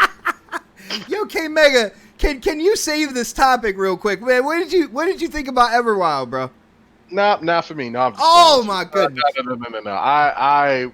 That was the showcase that was one of my favorite games on the show. That's one of the prettiest games I've seen. That was an absolutely stunning, beautiful display of just greatness. I like it. Just took the point of people talking about like so-called cartoon graphics, and it just kind of made him just got a glove and just slapped the shit out of him. Just slapped the shit, like shut your damn mouth. Are you trying to say it made Disney jealous? Oh man, man, bro, like, bro, that game looked stunning, bro. When they saved the calf and then the soul of that, or the being that helped that they conjured up to help save that calf, and then that entity kind of flow, and man, the lighting and the particles, I was like, oh shit, bro, sign me up, day one. Hell yeah, I can't wait. So no, and that's the one thing that I like what Rare's doing, because they're going way outside the box. Like, yes. It's got Pred over here. Like, I don't know what's going on. I mean, if they they doing seance dances with those crazy balls doing smoke, if it can hit something across the head, then I might be interested. I mean, I get you, Pred, but but we were saying the same thing about Sea of Thieves, and you see what's going on with Sea of Thieves, and now this is going to be like one of those. I don't know if for the showing for the 4-player, so it could be a 4-player co-op experience. But this open world, just I don't know, man. It's so majestic. It's so new. That's what people been asking for, a new project that hasn't come out, and that's on the AAA scale, and it's right there in your face, and that's exactly what I'm looking for. I am so excited about Everwild. I mean, it's up there. It's up there. Yo, very high. K Mega, imagine this with what you saw, and what we saw from Everwild, that first trailer where they showed there are predators in this world as well. They showed kind of like that saber-toothed tiger type thing coming out of the cave and stuff. Can you imagine just looking at this world and the exploration that you'll be able to do within this game? I think that's what has me kind of like the most intrigued with this. Like, they're saying this is going to be a huge game that you can just get lost in. I am so down for that, bro. I think it's going to have RPG elements built into it. It's got to have it. It could, but I definitely is going to have some kind of melee or magic, attacks, stuff like that. It's not going to just be it's all you just walking around just saving creatures. I think it just goes into the part, because what I think is that there's going to, because if you remember the first trailer, they were talking about there was a darkness that was coming. So therefore, that's what it was like, because they were showing us certain animals and they were looking scared, and then there was other animals that they were looking at that they were a little bit afraid of. So which means there's going to be predators and things like that going after them. So I can't wait, man. I'm excited. And you know what's, and from Dark being from Cali, man, I mean, this is right up his liberal agenda. I would love to. Wow, lions and tigers and bears. You know I'm not from California, right? I'm just saying, man. But anyway, but no, I personally, I'm stoked about Dark's it. I come from Mother Russia. Yeah. Anyway, let's not go there right now, please. Yo, so go ahead. I'm good. That's my thought. I think it looks fantastic, man. I'm really looking forward to knowing more about the game myself. Nice. Well, Let me hit these super chats real quick. Yo, shout out to Blue Moon FC, who said hell yeah.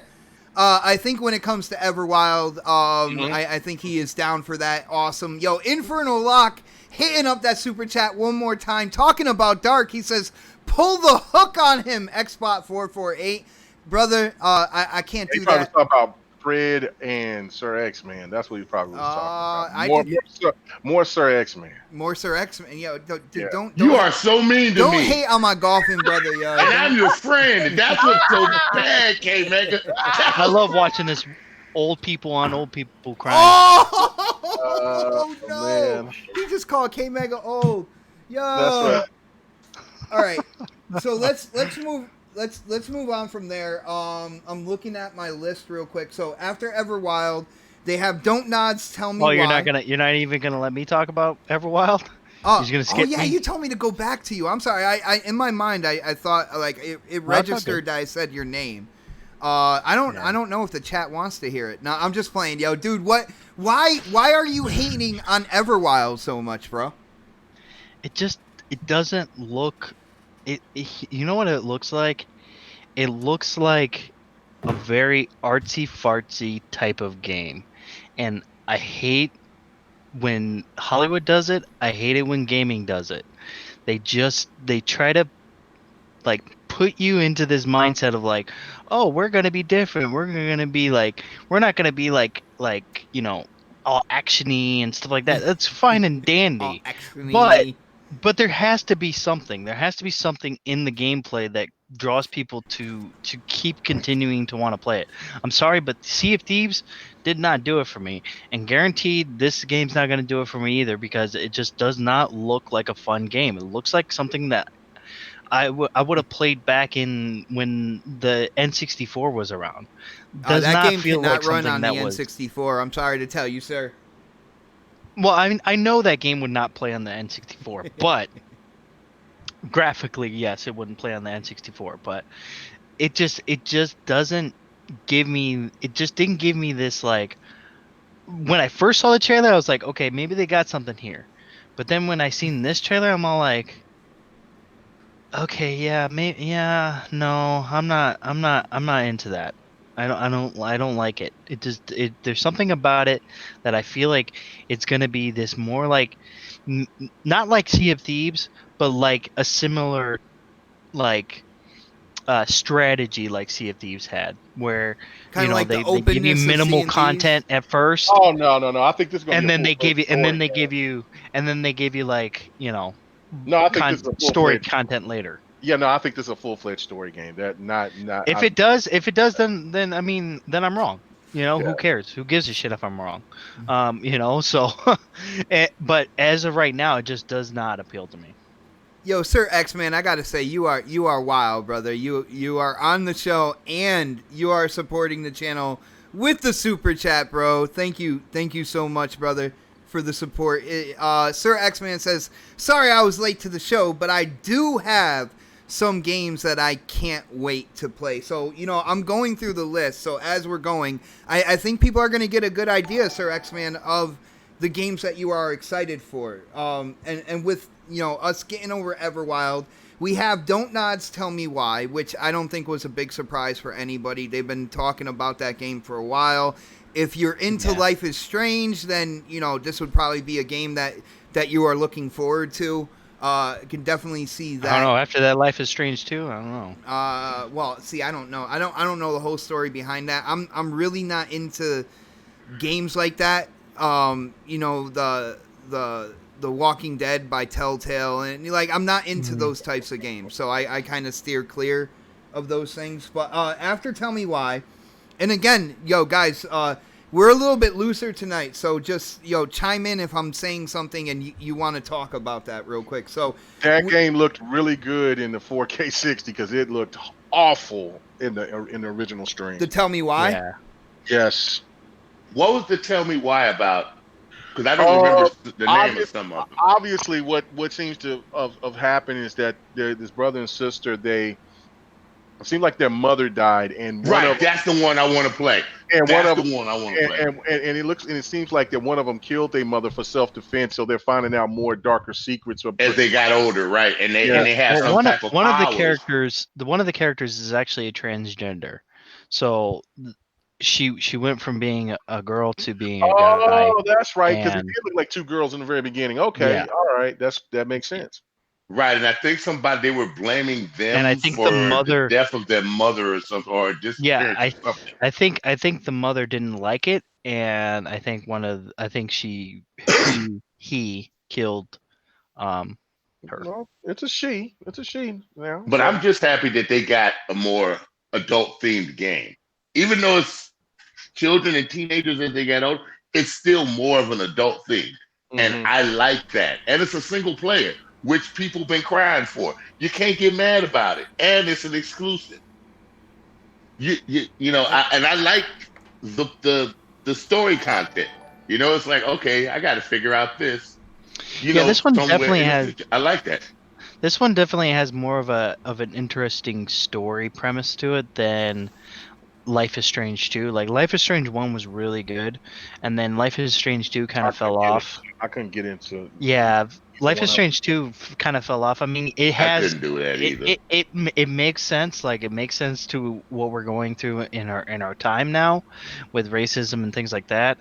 But it definitely, it's definitely not like how Life is Strange 1 was, where you had more of like, it was just more control over what characters do and things like that. And this 2 was just like kind of boring.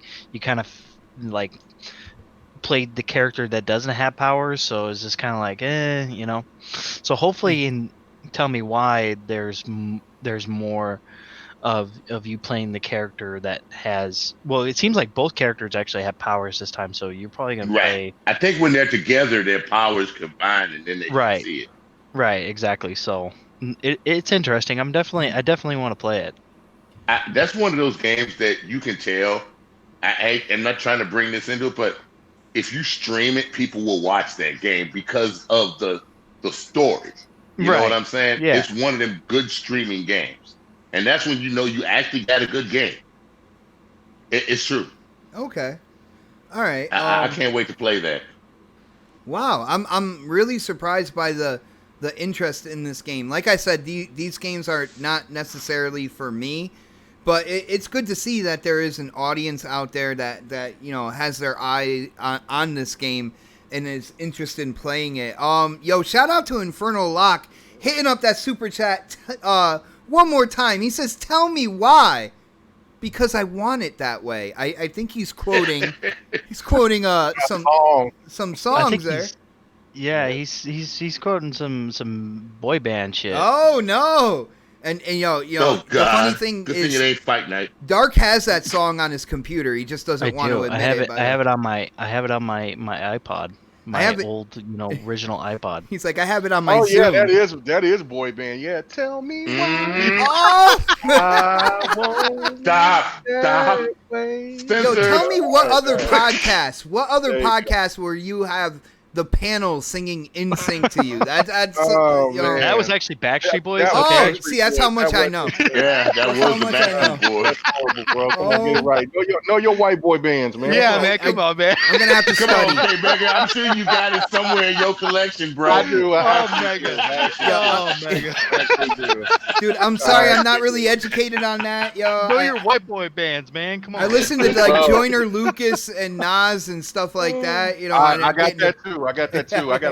There's times I gotta appease my wife, so she gotta want to listen to something. So. Oh, all right. Oops, you did it again. You made a mistake. Pretty much. Guys, I'm gonna pull. What I'm gonna do, because we are kind of getting close to 9 o'clock and stuff like that. Yo, I have this whole list. We got through like the first 5 games. Okay, so there's 2 more games that I can't wait to get to. Just name the game, and then somebody will say something about it, and then we'll be just quick about it. All right. Well, they did the Ori's Series X update for 120 frames per second, and they teased more kind of like upgrades. Anybody want to say something on that? No. Nice. I think they were saying extra content to the game. Yeah. Because they're gonna have more power. So they were going to add extra content that they couldn't get. Dude, more boss battles. Oh my goodness, that would be amazing. That would be amazing. All right, so the same developer that is doing Grounded, which we saw a new trailer for Grounded. I think we've talked about that game. That game looks good. There are haters out there when it comes to that game. I think that game is, the development cycle. They are doing a good job with that. I cannot wait to get in and play it. And even Snaps is gonna, she's gonna stream that live. Me, her, and the kids are gonna go in and try to play and build on Grounded. So that's gonna sound like that's gonna be a good time. But they showed their next project, which is a game called Avowed. Now, this game has like at its core, it really looks like an old school Skyrim from the trailer that I saw. It's the one where he did magic in one hand as he was holding the sword in the other. All right. Yeah, that was cool. All right. I like that one. All right. You know what? I'm going to be the different one on here. That game. I was going to you first anyway, dude. Beautiful. Oh, okay. Yeah, I'm not feeling that. I'm not feeling that. I never was a big fan of the old Oblivion and all that. So I kind of like when if I'm playing RPGs, I want to have it to where it's in the third person, and so I could see the character. I don't know. They have to have some very impressive magic tricks and combat abilities, because I look at another game, Deliverance, and it had me intrigued, and then I seen people play it and I'm like, see, this is why I don't like that type of I just don't like that view. And so I don't know, that's the one. It's the AAA game that people have been looking for, definitely as an RPG. Xbox definitely needed, but that one might be for me. I don't know. I think the end of the trailer, even though like a lot of people said, "Oh, that's complete CGI right there," like I feel I think that's in game. Yeah, I feel like the end of that trailer was definitely in game, where like the wall was cracking and you saw kind of like the fire-ish kind of like hue coming, like there was something coming through that thing, and the hand he did the magic kind of like spell in that. Like I think that's gameplay. I think as long as it's better than Outer Worlds, I'm cool. But I mean that. Shut your mouth. The Outer Worlds. Sorry, man, but I can't. I could not get into that game. Right, that story. I could not get into that game. There's too much reading in that game. I tried to get through it for the story, but that game is too slow, dude. Too slow. I'm stoked for that expansion. I beat that game. I beat everybody's story. I thought that game was so damn fun. If Obsidian continues to do that, I mean that's fine and dandy. I mean, they're gonna have their fans, but I mean, if Avowed is similar to that, yeah, I'm done. It's not going to be similar. It's not going to be similar to that because it looks completely. I'm talking about like slowness of like walking and running and slow in combat and things like that. That's what I'm talking about. If it's like that, then I'm not picking it. I'm not gonna play it. Yeah, even though it's gonna go to Game Pass, the gunplay was on point. Nah, dude, that was way too slow. It's way too slow. It was not fun. That game is not fun at all. I'm sorry, Dark. When it comes to this game, like I hear what you're saying, and I just think it's really too early to know, because they just gave us that quick trailer, and it can turn around and it can be it could. It can be your most anticipated game the year that it comes out. You know what I'm saying? Yeah. It could, but they have to. I mean, that's the thing. It probably won't. It might not. It probably won't be my most anticipated game, because a lot of times, like with Obsidian, like the last game I actually liked from them was Fallout New Vegas, and that was about it. Like everything else since then. I mean, I know they did the South Park ones. I've never played them, so I don't know. You have to play the other stuff, like Outer Worlds. Nah, dude, it's not for me. I'm sorry, but it's not. A lot of these trailers, man, they were just like they didn't really show enough to give you an opinion on what. It's true, yeah.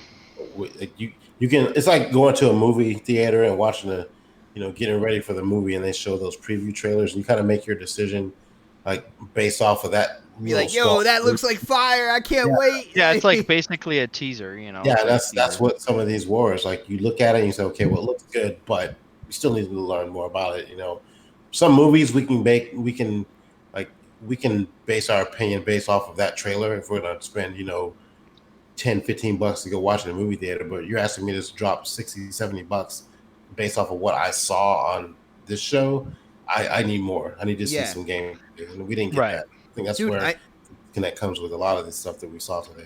Pred, when it comes to the trailers like that, I definitely agree with you. But I think it was good that they did put it in there. It's something that the community has been asking for. People on this panel been asking for it. Yeah. Give us something. AAA IP, and there you go. Give us something. Give us anything. When they picked up Obsidian, like that was one of the main things that people started saying, about that studio. So, shout out to you guys. You're excited about that. I'm interested to see more on it, and I think that's exactly what that trailer was. That was the intent of that trailer from the start. So they actually, I'm falling in line with the reaction that they wanted there. I am gonna go through here real quick. Ninja Theory came out, and I thought we were gonna see more Hellblade 2. We didn't really see that. We saw that they have like a documentary out about them kind of like going over Iceland and kind of like doing their homework on the territory there. So shit, move on to the next one. Okay. All right. I appreciate that, brother. How about this one? Destiny 2.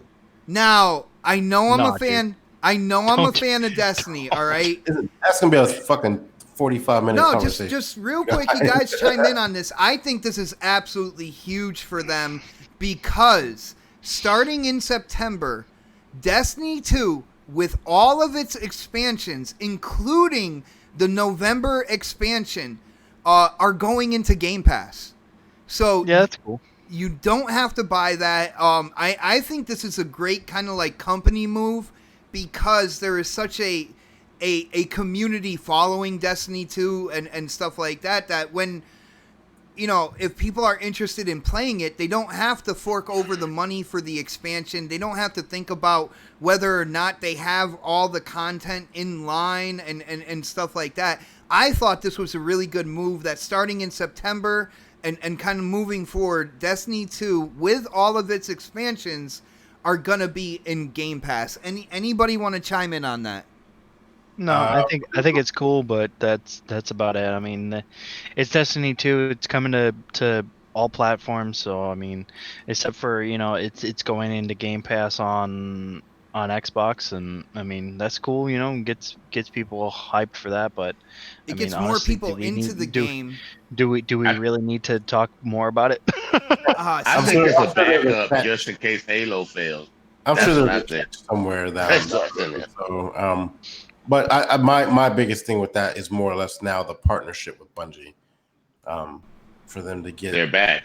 Yeah, they're the partnership between them and Microsoft, because they mentioned partnership. It wasn't like they just brought them out on stage and they talked about it. They threw the word out there, partnership. So they're working with Xbox again, which is a good sign. Yo, Pred. Oh damn, what was I gonna say? I just completely had a brain fart. There was something good. There was something good on the tip of my tongue, and Halo Destiny, right? The next Halo Destiny. No. Damn, what the hell was I gonna say? I'm gonna have to move on from this. Okay, Stalker 2. This is a game that looked really interesting to me. I've heard of that game, but it's a really popular PC game. That game came out in 2007. And it had all these. Does not look like 2007, yeah. Yeah, 2007, and it had a whole bunch of expansions until I think 2012 maybe.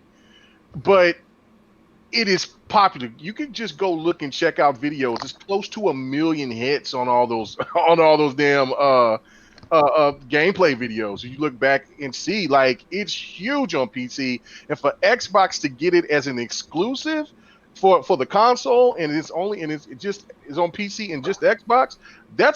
That's telling about what kind of relationship is going to happen between PC devs and Xbox going in the future. That was a really huge move, and also Warhammer too. That's real special, in my opinion. Nice. Anybody else? When I looked at Stalker, it reminded me of the movie Chernobyl and another kind of sci-fi alien movie. I forget the name, where like the aliens were kind of like invisible, but they had like this electric kind of like cue to them. It looked like both of those put together. I am really, really interested. And I did not know that it is a basically an older PC game, because you look at that trailer, that looks like, you know. No, it's part 2. No, okay. The first game came out in 2007. This is it was on Steam. Yeah, it came out in 2007 and it had expansions. This is a full blown sequel. So that's what I'm saying. That's huge because it's very popular in the PC space. It used to be. I mean, it kind of was. It's been.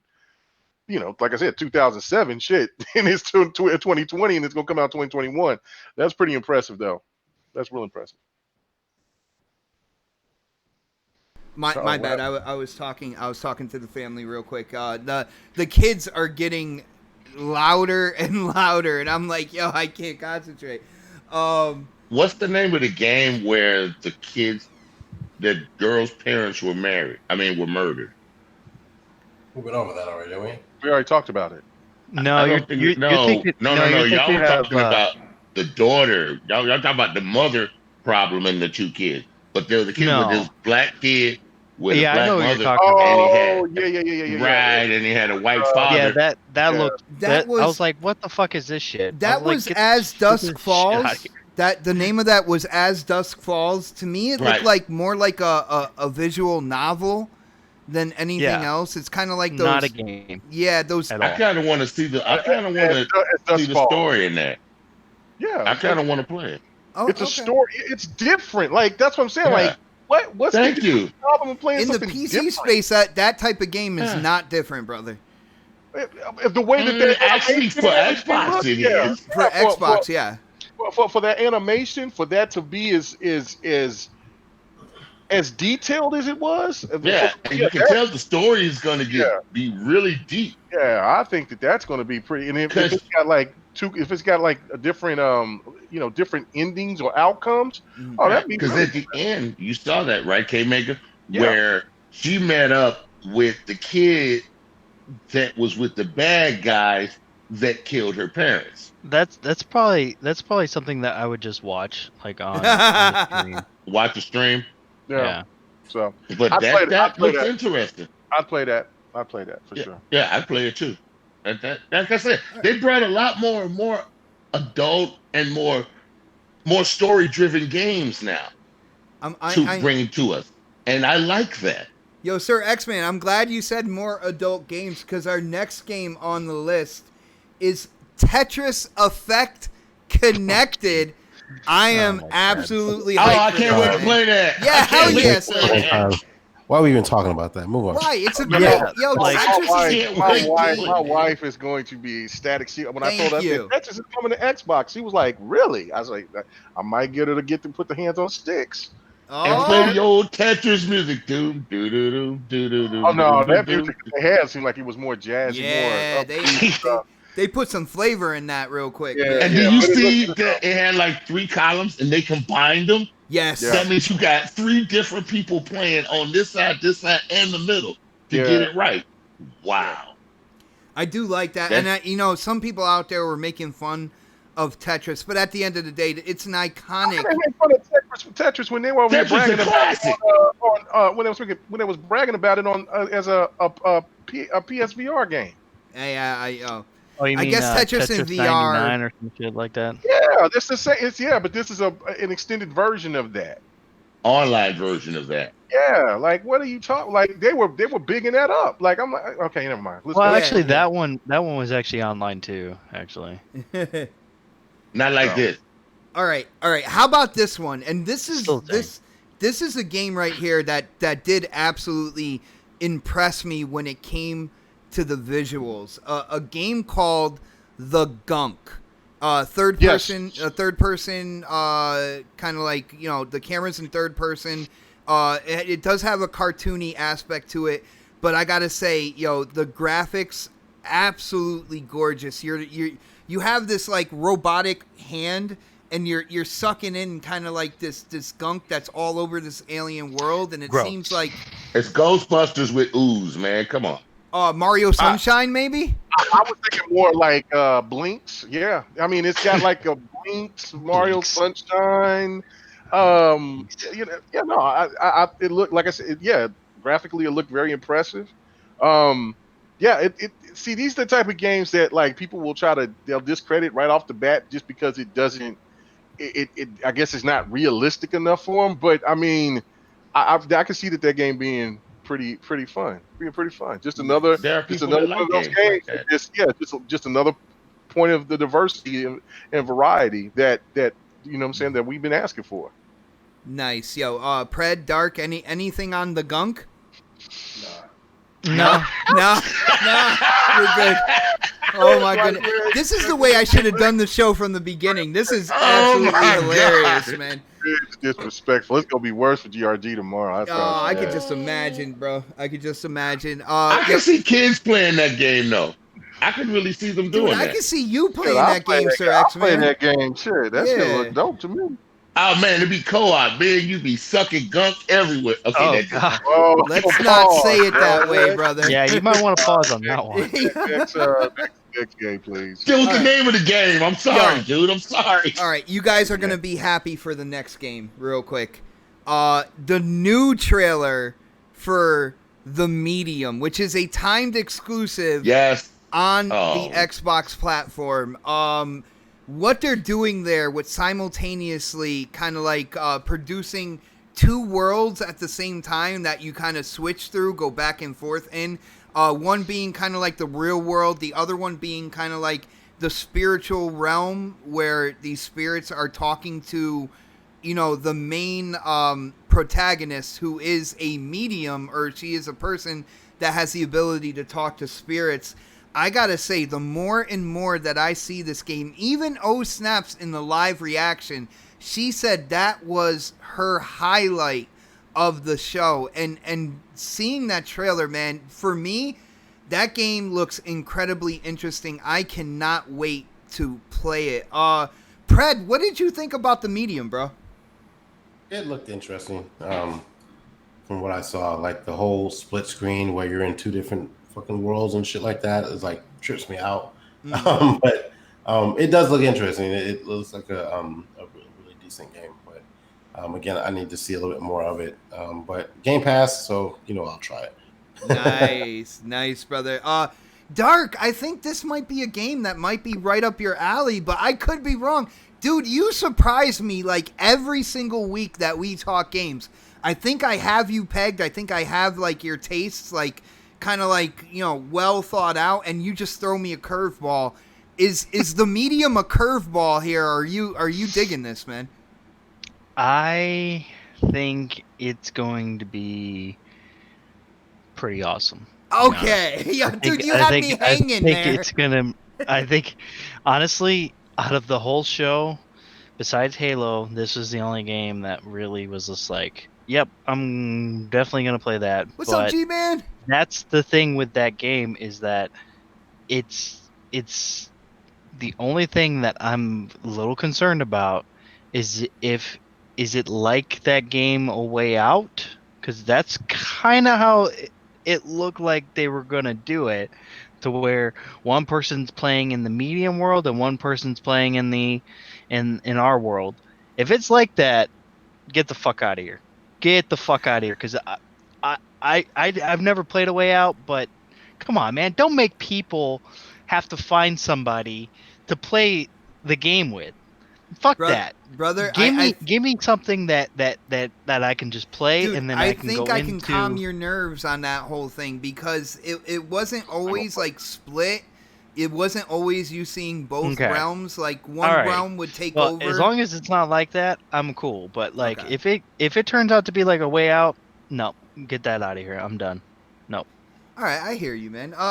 Sir X-Man, The Medium. I know we saw a trailer, you know, a couple months back in kind of like the third party show, but this is a brand new one. It goes more in depth. Are you digging what they're showing with this game, bro? Is it just me, or did it seem like I was watching Stranger Things? Dude, because one was the regular world and one was a darker world with the same upside down person doing the same thing. Right. It seemed like that. Yes. Even one of the kids in my house, they said, "Oh, that's like Stranger Things. That's the Upside Down." Right off the bat, I was like, "Oh Right. wow, So dude!" somebody probably He got says the one of the idea kids. for that. One of the 80 that we have here. Hey, thanks for calling me a kid, Xbox. I feel good. No, but I said that's. I'm choking. I've been talking so much today. No, I said that was one of the things that the kids said. That I was like, you know what, you are right. So It wasn't bad, but is this gonna be in Game Pass or is this gonna be a buy game? Because you're saying it's every- going It's in Game to Pass. every It's going to single Game Pass. every single Pass. game that you saw All in this show Yeah. will be playable on Game Pass. Yeah, everything is going to Game Pass in the Oh that well, show. I don't have to pay for it, so I might try it. I might check it out.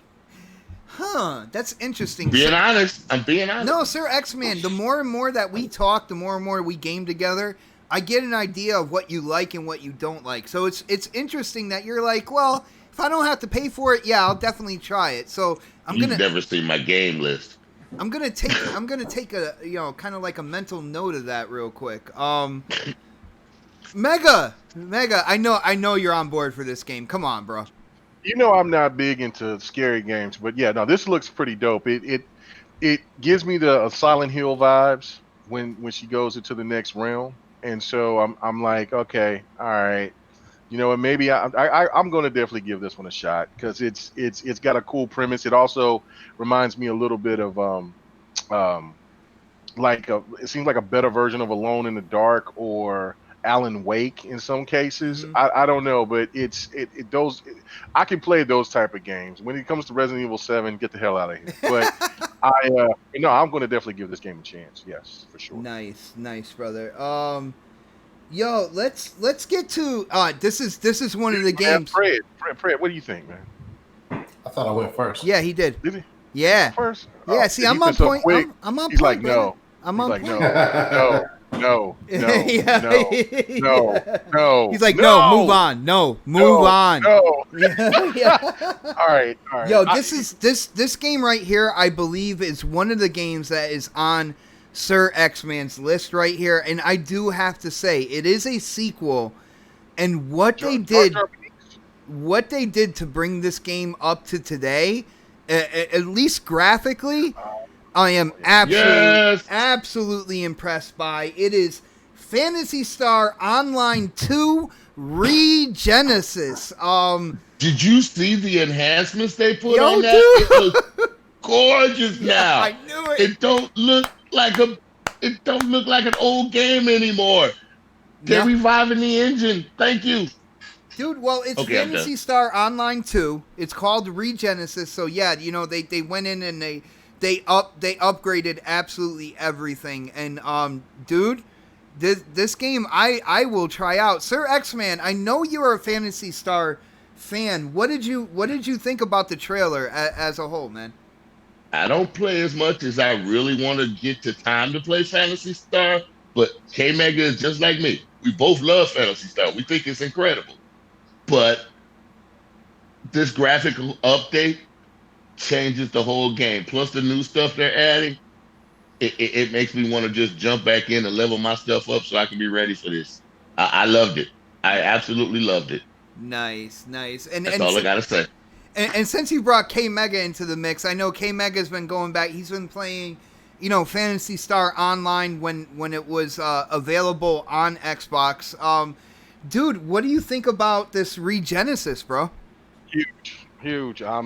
Just to be quick about it, I'm all in, 100% all in for hurry up and get done with Ghost Toshima and get to leveling up. Yeah. I'm going to start jumping on there right now. I mean, well, not right now, but as soon as possible. Nice. Let me know, K-Mega. We'll level up together, man, because I got to get boosted big time. I'm ready for it. Nice. Yeah, and Pred, Dark, do you guys have any thoughts on this? Are you guys going to surprise me and one of you guys are going to be like, this looks good? Nope. Nah. Nope. Yeah. I love it. I absolutely love it. Guys, what about this? And this right here is separate from the multiplayer. The multiplayer is going to be it's going to be separate. I guess this is going to Game Pass, but the Crossfire X campaign made by Remedy. I'm going to start with Pred on this. Predator, what did you think about the Crossfire X campaign trailer, bro? I'm gonna tell you what. When I played that Crossfire X demo, I was like, "This is garbage." I was not impressed by that whatsoever. But seeing this trailer, it looks nothing like what I played on the little demo, wherever they had a couple of weeks ago. Like it looks totally different, and the story looks really good. So I've been wondering when we're gonna get a new like military shooter from anybody, because it's just been like COD and Ghost Recon and that's it, and we haven't really had any military type shooters in a long time. I think the last one I played that I enjoyed was Medal of Honor, and they got rid of that franchise. So that wasn't the normal ones we have now, like the Battlefields and stuff like that. So I was always wondering, like, when we're going to get another military shooter. It's not COD. So hopefully this fits that bill and it ends up being a decent game. But what I saw looked really, really good. Looks like it's really in depth, and like I said, the demo that they had of Crossfire compared to what we saw today was night and day. Yeah, like the mechanics in the other game were terrible. The recoil was bad. In this game, like, I don't have it in my hands, but from what I've seen in this game, the story part of it looks like it's really amazing. Dude, that stealth armor, when the dude activated that camo, that like see-through camo, and jumped down onto those soldiers, I was like, yo, that looks absolutely incredible. Yo, Dark, what did you think about the campaign trailer for Crossfire X? Of course, made by Remedy. Yeah. Yeah? I'm cool. I'm cool with that one. Yeah. I mean, it looks good. I mean, I'm kind of waiting, to see. I mean, they showed like, I guess, kind of gameplay, in a way, like throughout the trailer. So I guess that was kind of cool. That trailer was pretty much the most of it was gameplay. I yeah. believe. And I liked it. I thought it was it's definitely something I'm gonna play when it comes to Game Pass. Yo, Infernal Lock hit up the super chat. He said, "Crossfire X demo was good." What? So I'm not sure if he's saying like it wasn't good or if he's saying it was, but I do appreciate the support, brother. So I definitely wanted to read that out. Sir X-Man, what did you think about the Crossfire X trailer, the campaign? The campaign looked good. I like the fact that they were going like they were in dark mode and you actually could still see their outfits, but it was like their weapons looked like they were tight. And I just want to see what it is when it comes out. That's all. I'm gonna wait for the final draft of it. Dude, from the look of that trailer, it looks like they put a lot of work in. That thing looks really polished. But Crossfire X has been on PC for a long time. Yeah, but the so campaign that engine is might new. be dated for what you played, Predator. You know what I'm saying? They maybe need to just update it and make it graphically a little bit better than what you played. They need to update a lot of that multiplayer, man. There was a lot of things. Yeah, because it's a dated game.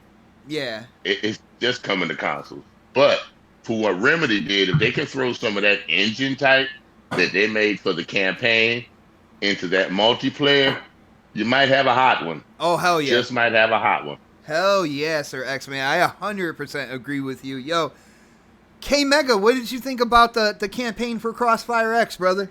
Oh, man. Flying suits, I'm all in. That was astonishing. Just it gave a huge hard impact. Like it was I almost thought I was watching a COD trailer. Like I was like, damn, this is high impact, high energy. You got guns and the shotgun sounded like it's supposed to boom, boom, boom, just tearing ass up. So I like that. So yeah, no, I'm gonna play the hell out of that. And of course it's Remedy. So my heart is always there for the mighty Remedy. So yeah, I'm definitely gonna check it out. Nice, brother. Let's see. I got to get back to my photo here. Here it is. And all right, they finally did in an Xbox show. This is the first time I've seen this in a long time. There was like, oh, one more thing. And they showed the teaser trailer to the game industry's worst kept secret, Fable. What are you guys looking for in Fable? Did this teaser show you kind of like, because I think it showed a more realistic kind of like look going forward, but I still think they're keeping that sense of humor, because when it came down to it, the fairy got eaten by a bullfrog, which I thought was absolutely hilarious. I am let's see. I'm gonna go with Sir X-Man real quick. Yo, Sir X-Man, from that teaser trailer, which I know was really quick. Don't get it twisted. I understand that. I'm not expecting like a full breakdown, but I know a lot of people wanted kind of like a more up-to-date Fable, a less kind of like cartoony Fable.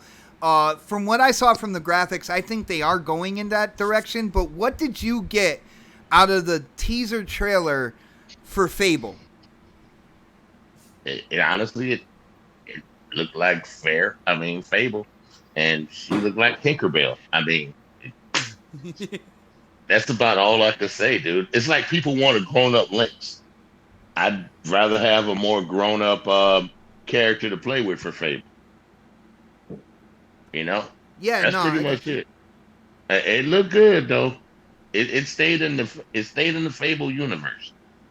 That's about all I can say. Nice. Now, again, like I feel what they were trying to convey with this teaser trailer, and by the way, I can be completely wrong. I'm just saying, like, kind of like how I saw it. With the look of it and everything, I think they're showing that they're going into a more kind of like realistic art style. But with what the bullfrog did at the end, I think they're trying to tell people that they're still keeping kind of like that British humor in the game, which I'm happy about. Like I know there are serious tones within the Fable games, but that humor that breaks it up every once in a while and it gives you a good laugh, I'm down for that still being in the franchise. So that was your Battletoad, huh? That was the beginnings of the Battletoad right there. Let's see, K Mega, what did you get from the teaser for Fable? Do you agree with what I'm saying, or did you get something completely different there? No, I got what you're saying. I did feel bad for the little fairy though. I was like, oh, she was cute. Her leg was hanging out of his mouth. Yeah. Right, like just like a toad, like a real toad. Like they're brutal. Like, just ate her ass. Like, damn. And then there was nothing she could do. She was just done. But that little shock element is exactly what Fable does. So it's cool that they're gonna still stick to the tradition of what people love about Fable, but just give that realistic look, then I don't think anybody could complain about it. I know that there's a rumor that started going around. I'm sure that you'll be talking about it tomorrow on Crossfire, but about the that it's a potentially an MMO. Brother, if there's any rumors that are taken as negative, we'll probably talk about it tomorrow on Crossfire. Then it's definitely going to be talked about, because that was somebody who was from not Reddit, but the other thing. What's that? Restera. Yeah, Restera.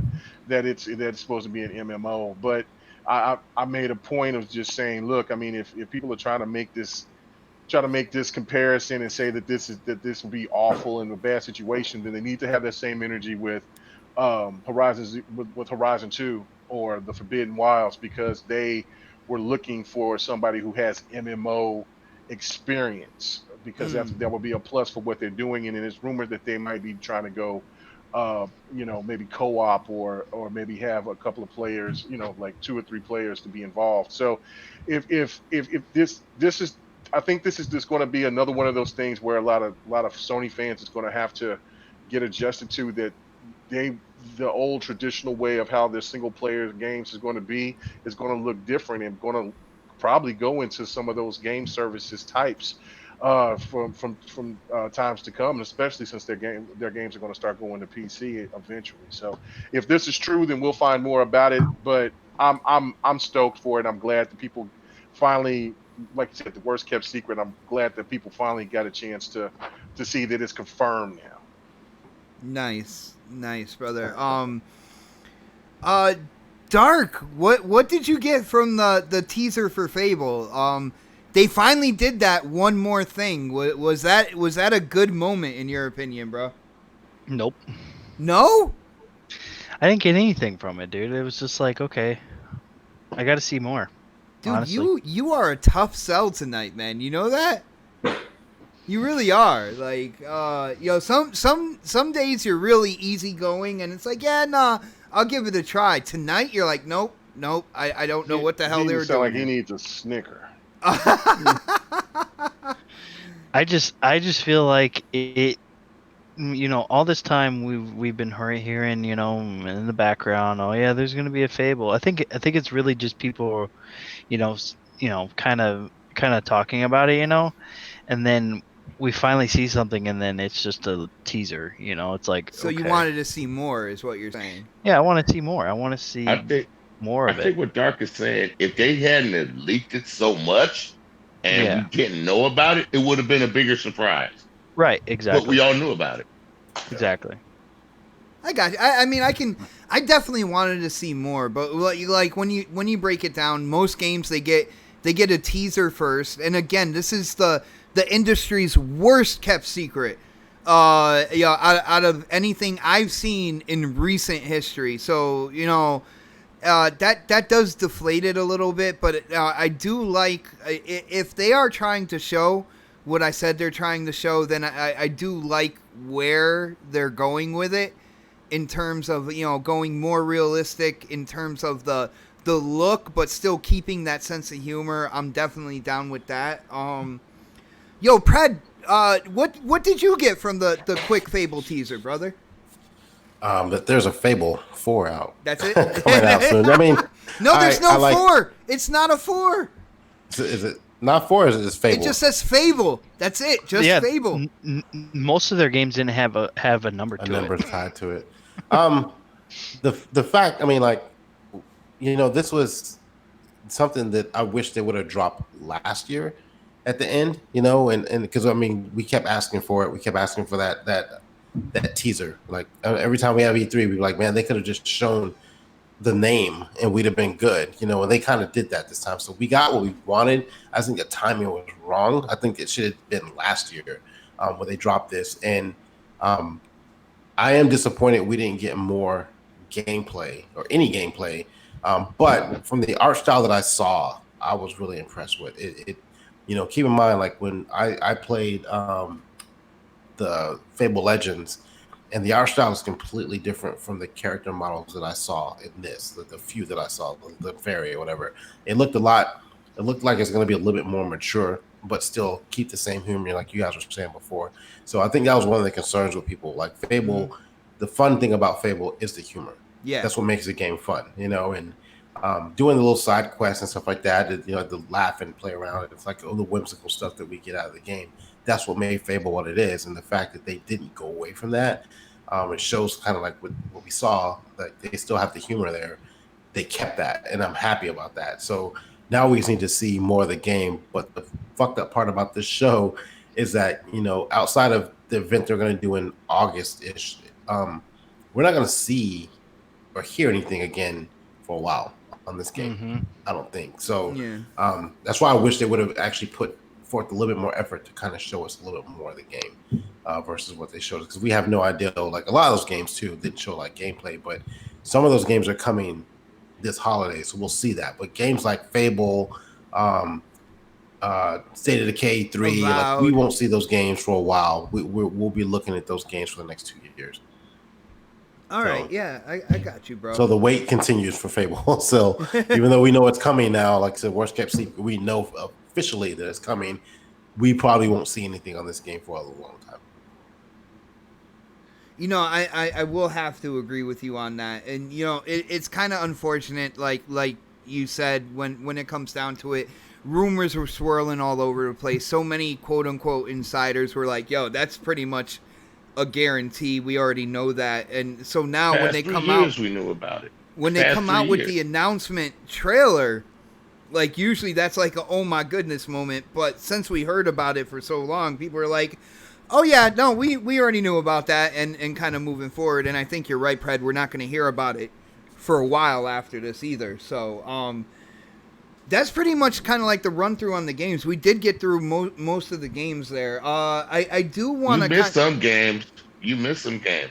The games that were before the show with Jeff Keighley. Yes, I did. Who gives a shit about those? Yes, well, the one. There are a few good ones in there. The one really big announcement that I took from that is the Japanese one. Is Dragon Quest will be coming to Xbox and for the first time, which is to Game Pass as well. Yes, and I think that is a really that's another big announcement because it's something that hasn't been on the platform, has been popular on other platforms, and now I guess the newest iteration is coming to the Xbox as well, and it's going into Game Pass. You know, it's funny when Phil talked about he didn't like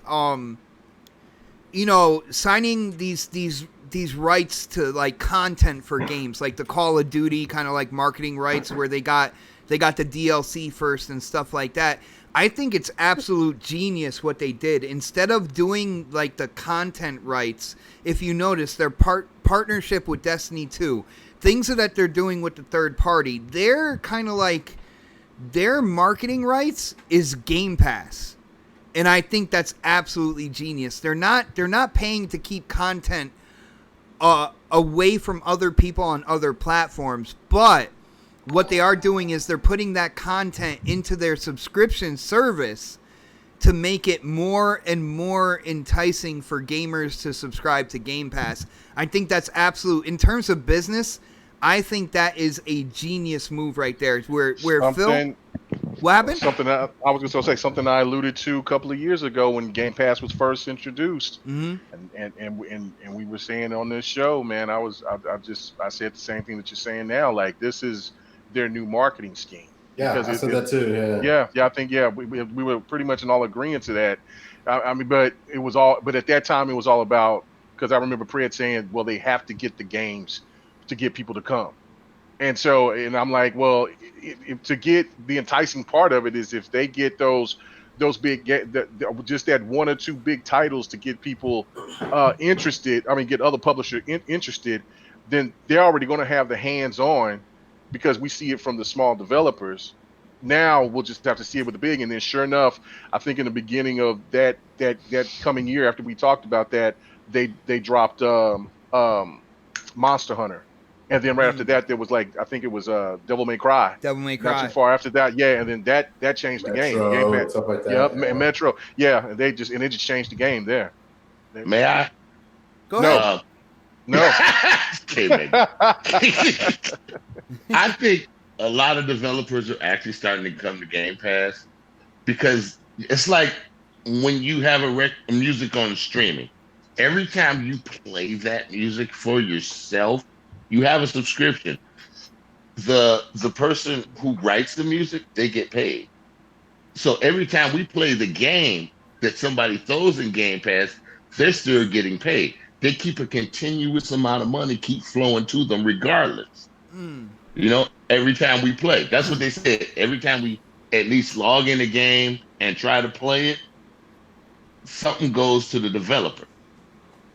That's a great point. Game Pass. That's why you're starting to get more people. 20 years down the line, if your game is still in there, that developer's still getting paid because somebody might want to check it out. Constant revenue, and that's definitely something that we've talked about on this show repeatedly. That there's other podcasts out there that didn't necessarily want to hear that, and they probably still don't to this day. But it is constant revenue for the developers, and I'm pretty sure that they will gladly keep putting in their pocket month over month, and that's how artists keep making money.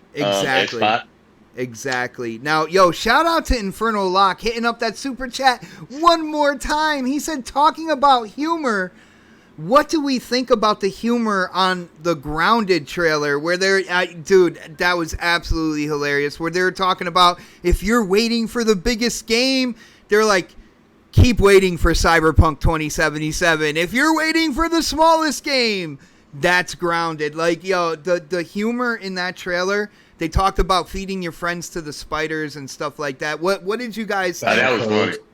That was funny. That was funny? Battletoads reference. Speaking of Cyberpunk, where was Cyberpunk? They should have showed some more. Well, this was strictly Xbox stuff, so. Okay. And you never know. The show that's going to be coming afterwards. August, right? Yeah, next month. And then we'll see what's going on. I'm pretty sure that they are not going to go too far from what Sony's going to drop on the 6th. So you're looking out for that. And knowing Microsoft, they're going to learn a little bit, some stuff from this one to bring into the next one. I don't think they did anything bad on this. To put 22, they did a good job on this one. 22, right, they did good. Yeah, 22 games and within an hour span. That's crazy. Because PlayStation put how many? What, 12, 13? So yeah, yeah, that was crazy. They said they did have more in August, K-Mega. You told me that. Yeah. Yeah, even Aaron Greenberg, he tweeted out after the show. He said, there are still more bullets in the chamber, and I'm like, yo, when it comes to that, I am not a fan of holding back. I'm really not. Like when it came to a show like this, I wanted them to go all out. I didn't want them to hold back, and of course, like my opinion don't mean shit when it comes down to it. I am one person in a sea of millions, but like, I feel like if your show is a grand slam, it's going to be a grand slam no matter what the other team does. Like, yeah, it doesn't even matter at that point. So I'm a big kind of like, I'm an opponent to the whole, well, we're going to hold a couple things in case this other show happens, which is another reason why I really feel like we need E3 back next year. So this way there is that brick wall where it's like we're not going to be held at the whim of these corporations to show stuff when they feel it's necessary. We're dealing with the pricing cold war when it comes to consoles. Nobody wants to say their price first right now and stuff like that. We wouldn't have to deal with that if there was an E3. We would already know this stuff. We would already have the information. We would probably have more information by now, to be really honest with you. So, all the secrets would have got out of what we're going to be showing. Yeah. Since we're talking about the overall show, let me throw this out there real quick. So I'll start with the pregame show that they had. I thought it was a little cringy, personally, with Jeff Keighley and the people he had on. I thought it was they showed some games and stuff like that, but some of the panel members he had on there. Like if you're gonna make a show like that and it's supposed to be an Xbox show, put Xbox fans on the show. There you go. It seemed like they had a bunch of people on there who were just like. Alana Pierce was good though. Alana Pierce was fine, but there were a couple of people on there. I was like, why are you here? Like that one girl. Go ahead. No, I was just gonna say, Fred, absolutely right. I didn't catch all of it, but yeah, like the facial expressions from that chick. That's what I was gonna say. She was, that shit annoyed me. Yeah, I mean, her and the other guy, they were all about the two Japanese games that were being shown or whatever, and they were just like all about that. They were dissing Halo. Like I get everybody isn't a Halo fan, but Halo was going to be the biggest game there. So they come on there and say, "Oh, I'm good. I don't need to see anything else. I got this game," and just to completely diss Halo, I thought that was kind of fucked up. I heard that right after the Japanese game. And then as far as the E3, as far as the Xbox portion of the show, there were a couple of moments in there where I thought they could have left out. Like they didn't need to really talk about some games like Hellblade. They didn't need to talk about that. Like if they weren't going to show gameplay of it or anything like that. I don't care that you're filming in Iceland. Yeah, like, if you're not showing anything, don't bring it to the table. Yeah. There were a couple of things in there. I was like, okay, well, why is this in here? Why'd you put this person in here? Like. I know sometimes they're kind of like just breaking up the world premiere, which I thought was a bit much too. Console launch, like I don't need to hear that anymore. Like we got that at the beginning of this last gen. Like we don't need to hear world premiere, console exclusive in front of everything. That's just wasting time. Put a little banner up there because it's going to be there at the end of the trailer anyway. Just leave it there. Like we don't need to see that. Like you wasted 5 minutes of the show for that. Another 5 minutes with old boy talking about Iceland, and another 10 minutes of the show with random people showing up and speaking. Didn't have anything to really do with the show and provide any input. So I think a good 15 minutes of the show was wasted through those channels like that. So like overall, I give the show like a what did I say earlier, 8.5, and I think I'll stick with that. Okay, all right, that's cool. Let's go to Dark on like your overall view of the show and what you thought altogether. As we're kind of like wrapping this up, we are getting a little long on time here. So, Dark, just the overall Xbox game showcase. What did you think about? What did you think about the show just in general as a whole, bro? In general, as a whole, it was good. I thought they did a good job. Games wise, I'm more excited for what PlayStation's got. I know that's gonna piss a lot of people off, but I don't care. Triggered! I'm so triggered right now. I think I'm just a little bit more excited for the stuff that they're showing. Well, the stuff that they're gonna come out with. Granted, a lot of that stuff is probably gonna be years apart. I don't think a lot of that stuff is gonna come, day one with the console. The only ones I can think of is Miles Morales and Godfall, and that's about it. So I think for Xbox, them pushing out, at least 22 games that are pretty much coming to almost the launch of the Xbox Series X. That's good on them. They just didn't show me anything that I was super excited for. I think it was just because I already knew what was coming. Like I think that's why I wasn't excited for a lot of that stuff. The things that they showed that were kind of more exciting, it was like they didn't show enough of it. So it was just kind of like, okay, like that's fine. Like Avowed, like I would have probably been more excited about it, but they didn't show much. They just showed kind of like a teaser trailer, like what Pred was saying. When you go to the movie theaters, you see these trailers and you're supposed to get excited for that. Like come on. I just think that they could have, and I know that this is probably their first time showing a lot of these games, so I'm gonna give them the benefit of the doubt. I'm not really judging Xbox on anything. Really, what's gonna come down to for me, like, day one for either one of those consoles, it's probably not gonna be Xbox because I already have an Xbox One X, so I can play all my games on Game Pass, and as long as they continue to put games on Game Pass like that, then I might not have to get a Series X. Eventually, probably will have to.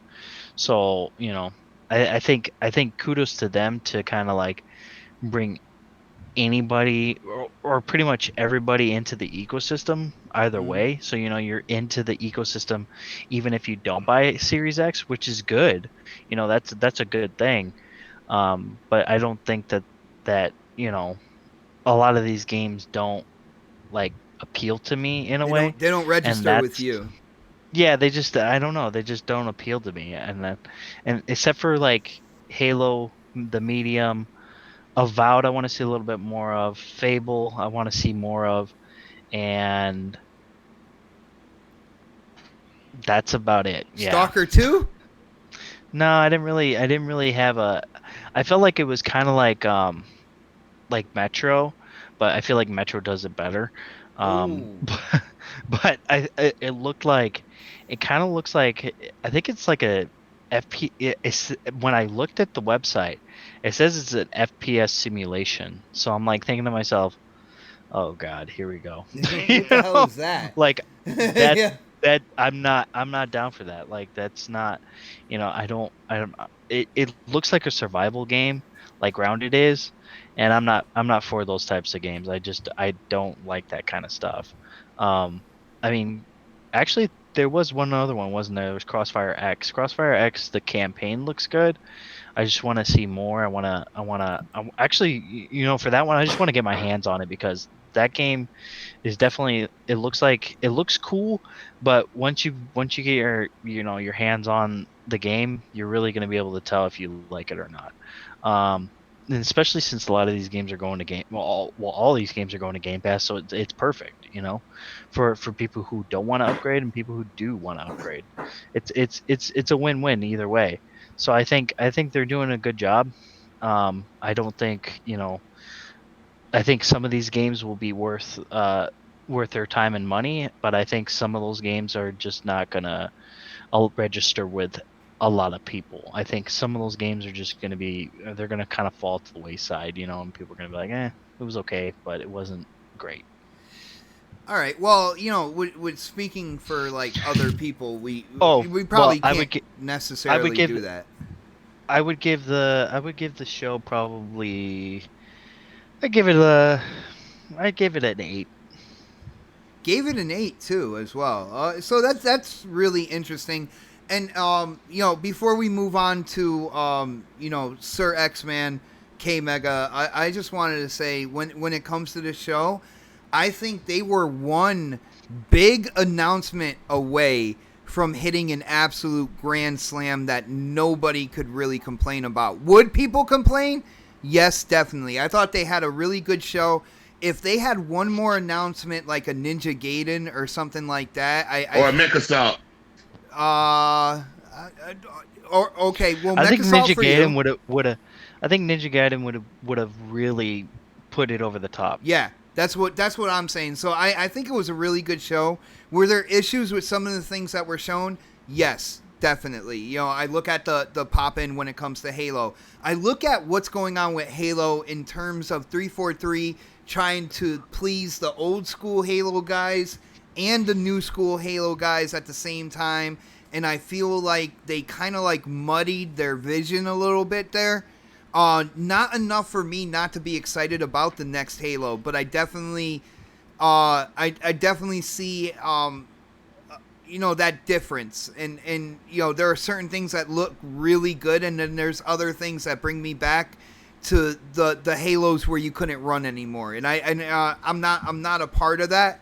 I know there is running, there is clambering and stuff like that, but I feel like they got caught kind of like in a middle space when it comes to Halo. Now, with me, one of the things here, what this show showed me in terms of, the comparison and wondering what console, like, I am going to invest in, I am heavily leaning towards Xbox. And the reason why I am leaning towards Xbox is, if you notice them dropping the numbers on the games, dropping the numbers in Halo, dropping the numbers in Forza, that's telling me that they are going to keep adding content to that game, which is something I am about, all right? Like, keep giving me fresh content. It was one of the reasons why I got 73 days into Halo 5 as well, in terms of the multiplayer. But I think it was a good show. I am not going to give it a number, but I hear music, that is so nice. Yo, K Mega, dude, give us your final kind of like rundown on this show. What you thought? Was it good or no, man? No, I thought the show was fantastic. I totally agree with you on your point, is that if just one more would have made it an actual 10, because they gave so much diversity, so much variety, that like that's what Xbox has always been about, because they've always had, and on top of the multiplayer aspect of it,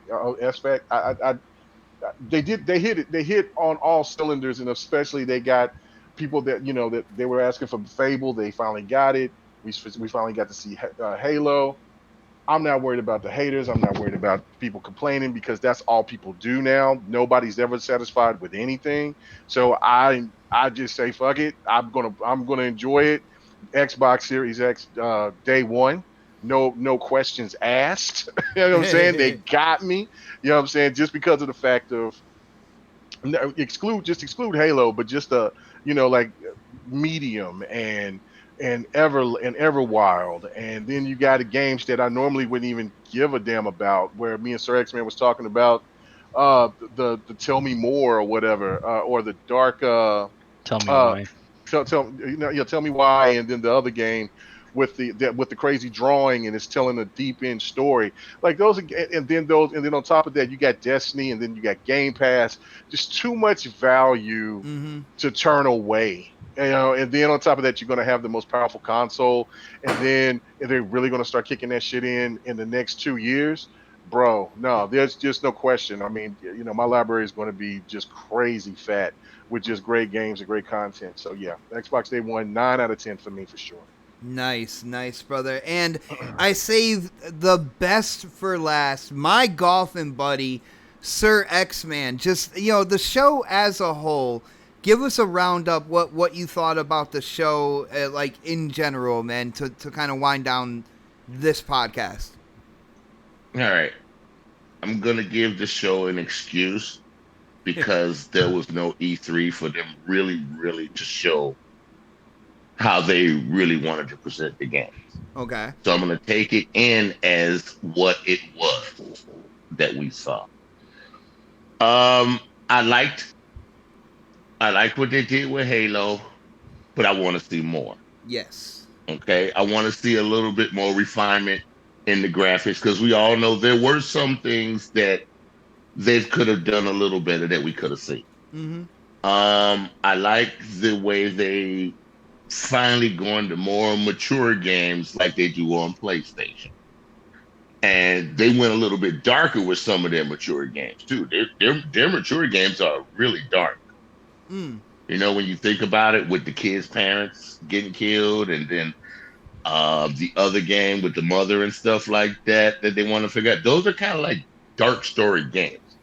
And I kind of like that. The Fable thing, show me more. And what Dark said and what you said is they needed one more to put me over the top. Like you could have gave us a Splinter Cell. That would have rocked the house. An exclusive for that. Mech Assault for me, and I forgot what Ninja Gaiden, that would have rocked the house too. Yeah. Maybe they'll save it for later or something like that for their August thing. Which I don't agree with, but okay. You're saving it for the August thing, but people were more looking at you for this one. Yes. This was the big one. A lot of people didn't know about the August thing, unless you're going to advertise it like you did this one, that there's another August show. So, I mean, it was okay. I watched it before I went to work and was able to complete it. And I was expecting more. They showed a lot of good things, but I was expecting more. They had us all pumped up for bigger. They do it all the time. Last year's E3, phenomenal, but that was E3. So I'm going to rate this on, don't get mad, I'm going to rate this on for what it is and for what I saw, and they could have did better. I'm going to give it a 7.8, only because I know they could have done a little bit more. That's all. I like the show, but they could have did more. No, I got you, man, and that's a fair number. And again, when it comes down to, what you guys are thinking, it's really your opinion, and all I'm doing is, I have you guys here to share your opinion. So as long as you're being honest with your opinion, we're all good. I thought it was a good show. I think the way the community is right now, especially with social media, there are going to be absolute haters out there for everything. Okay, and there's haters on both sides of the coin when it comes down to it. I'm not a hater. I'm Xbox for life. What are you talking about? But I think they did a really good job. I am looking forward to next month to see what Sony and Xbox are planning to do next month. But I do like what you said. Everybody was looking at this show. This show was going to be the one, and I think that they were just one away from like I said, hitting a grand slam. And I think they did a really good show. It's good to see that they are learning as well. about putting these shows out there and about what people are expecting. I think they did a lot better with it. I do agree with you, Sir X-Man, that there was a lot more kind of like adult content in this show. And I think that's something that for some rhyme or reason, a lot of people out there are kind of glossing over. Every time a cartoon game came out, they were like, oh, there's another cartoon. But they didn't say, oh, there's another adult game. Oh, there's another adult themed game. They didn't say all that. And there was a lot of that in there. And unfortunately, I think they're glossing it over. At the end of the day, guys, if you like the show, then like the show. Be happy about it. Share what you liked. And you know, don't even pay attention to what other people are saying when it comes down to it. Because your opinion is your opinion. And how you spend your money that's your business. You know what I'm saying? Nobody out there on social media. Yep. So you never let them try to get you down on all that. But with that being said, I think we did a really awesome wrap-up show. Thanks to this panel right here. Thanks to the chat as well for hanging out with us.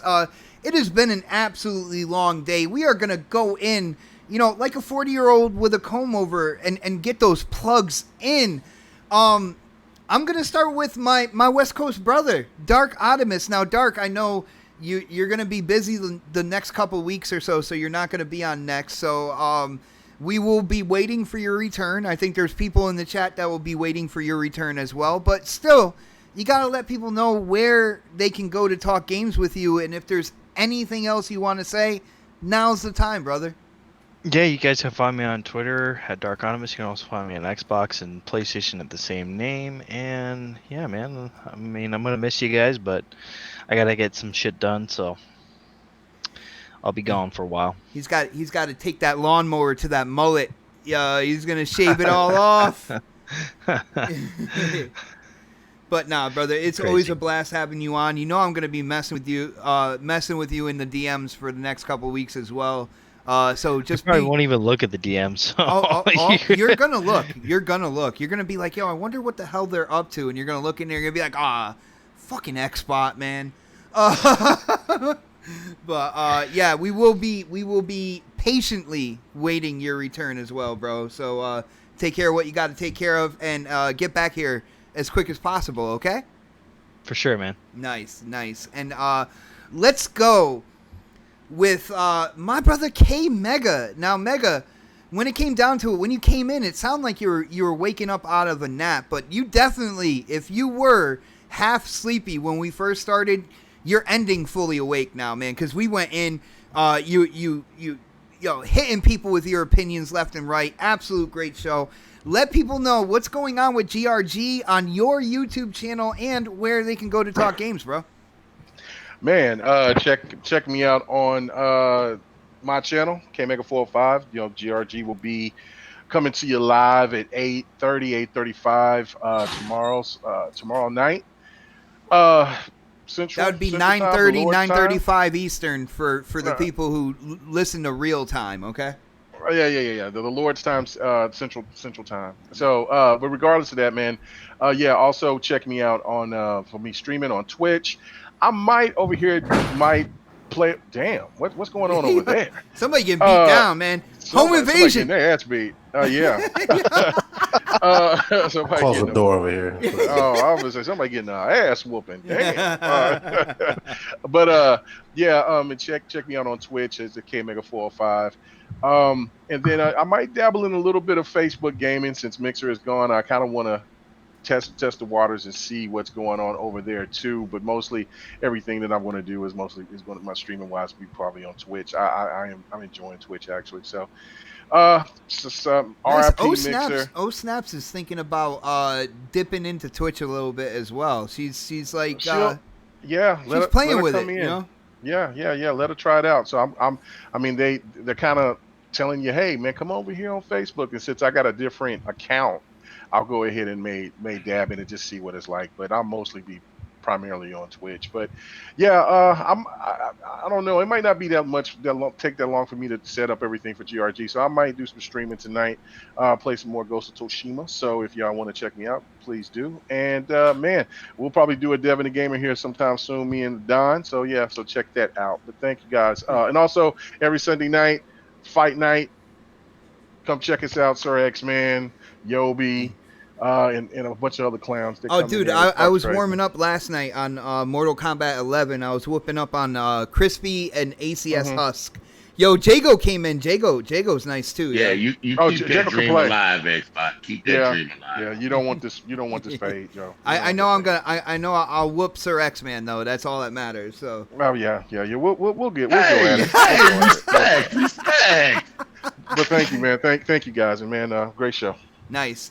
And let's go to my brother Predator, who I feel like has hung out with me all day, man, because he was with me at the end of the live reaction. He's with us now. He is a dedicated panel member, and I definitely appreciate that. Yo, Predator. He don't get paid. Damn, he don't get paid at all. Yeah, he gets paid. Yo, it's all about friendship. What are you talking about, bro? But is everybody else getting paid? And I don't know about this. No. Yo, but anyway. Xbox barely gets paid. Yo, that is takes all true. the money. That is absolutely true, man. But yo, Pred, why don't you let people know where they can go to talk games with you, brother, and if there's anything else, anything at all you want to say, now would be the time, bro. Predator _ or space H2OS, depending on where you're looking for me at. Shit, I don't know, man. I haven't been gaming as much lately, other than playing Ghost of Tsushima.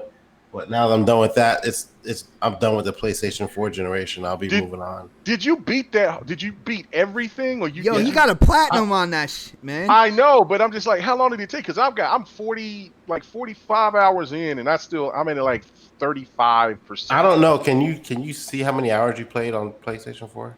On the game? No, I just been calculating You can't see because it. yeah, you can't see it. I basically played Friday, Saturday, Sunday all day. Monday, so like, I yeah, asked people that in a podcast once. Can you see the hours of the game the game played in PlayStation? Nope. Yeah, that was Some my games last. You can, but not all of them. Yeah, that was my last purchase for PlayStation. So I'm gonna go ahead and get rid of this. Again, I was playing on the Slim too, so I'm gonna go ahead and get rid of this Slim and this Switch that I got in here that I ain't been using for the last fucking 6 years. And, how much you gonna sell that? How much you gonna sell that Switch? Let me see. I think Best Buy is doing. I hear K Mega thinking right now. I was doing pricing the other day for trade-ins, and I think Best Buy is doing like almost 200, maybe like 190 for the Switch. Really? K Mega's like, I'll give you 170 for Man, it. you've been talking about getting a Switch for 3 years now. Yeah, I have. I not gotta get even one. for him. Not even for him. I gotta get one. So yeah, I'm gonna go ahead and trade this motherfucker in now while the money's still good for it. And, yeah. Get rid of this thing because I ain't gonna be using it for a while. And then use the money to get my next console. So how much you gonna sell your PS4 for? I think that it's going for 175 right now with Best Buy. We'll talk later. Hit me up on Xbox. All right. Other than that, man, I gotta catch up on some Xbox games here pretty soon. Ready for Cyberpunk, but I'll check y'all next week. Wifey's deploying next Tuesday, I believe. She's out of here, so I'll definitely have a lot more time to game since the fam won't be here. Nice, you can play Grounded with all of us, yeah. Yeah, I might pop in some Grounded. Yeah, I might play that too. My guy accepted a couple of betas I can't talk about right now, or alphas that I can't discuss. But I will be bugging you in the DMs to see. So.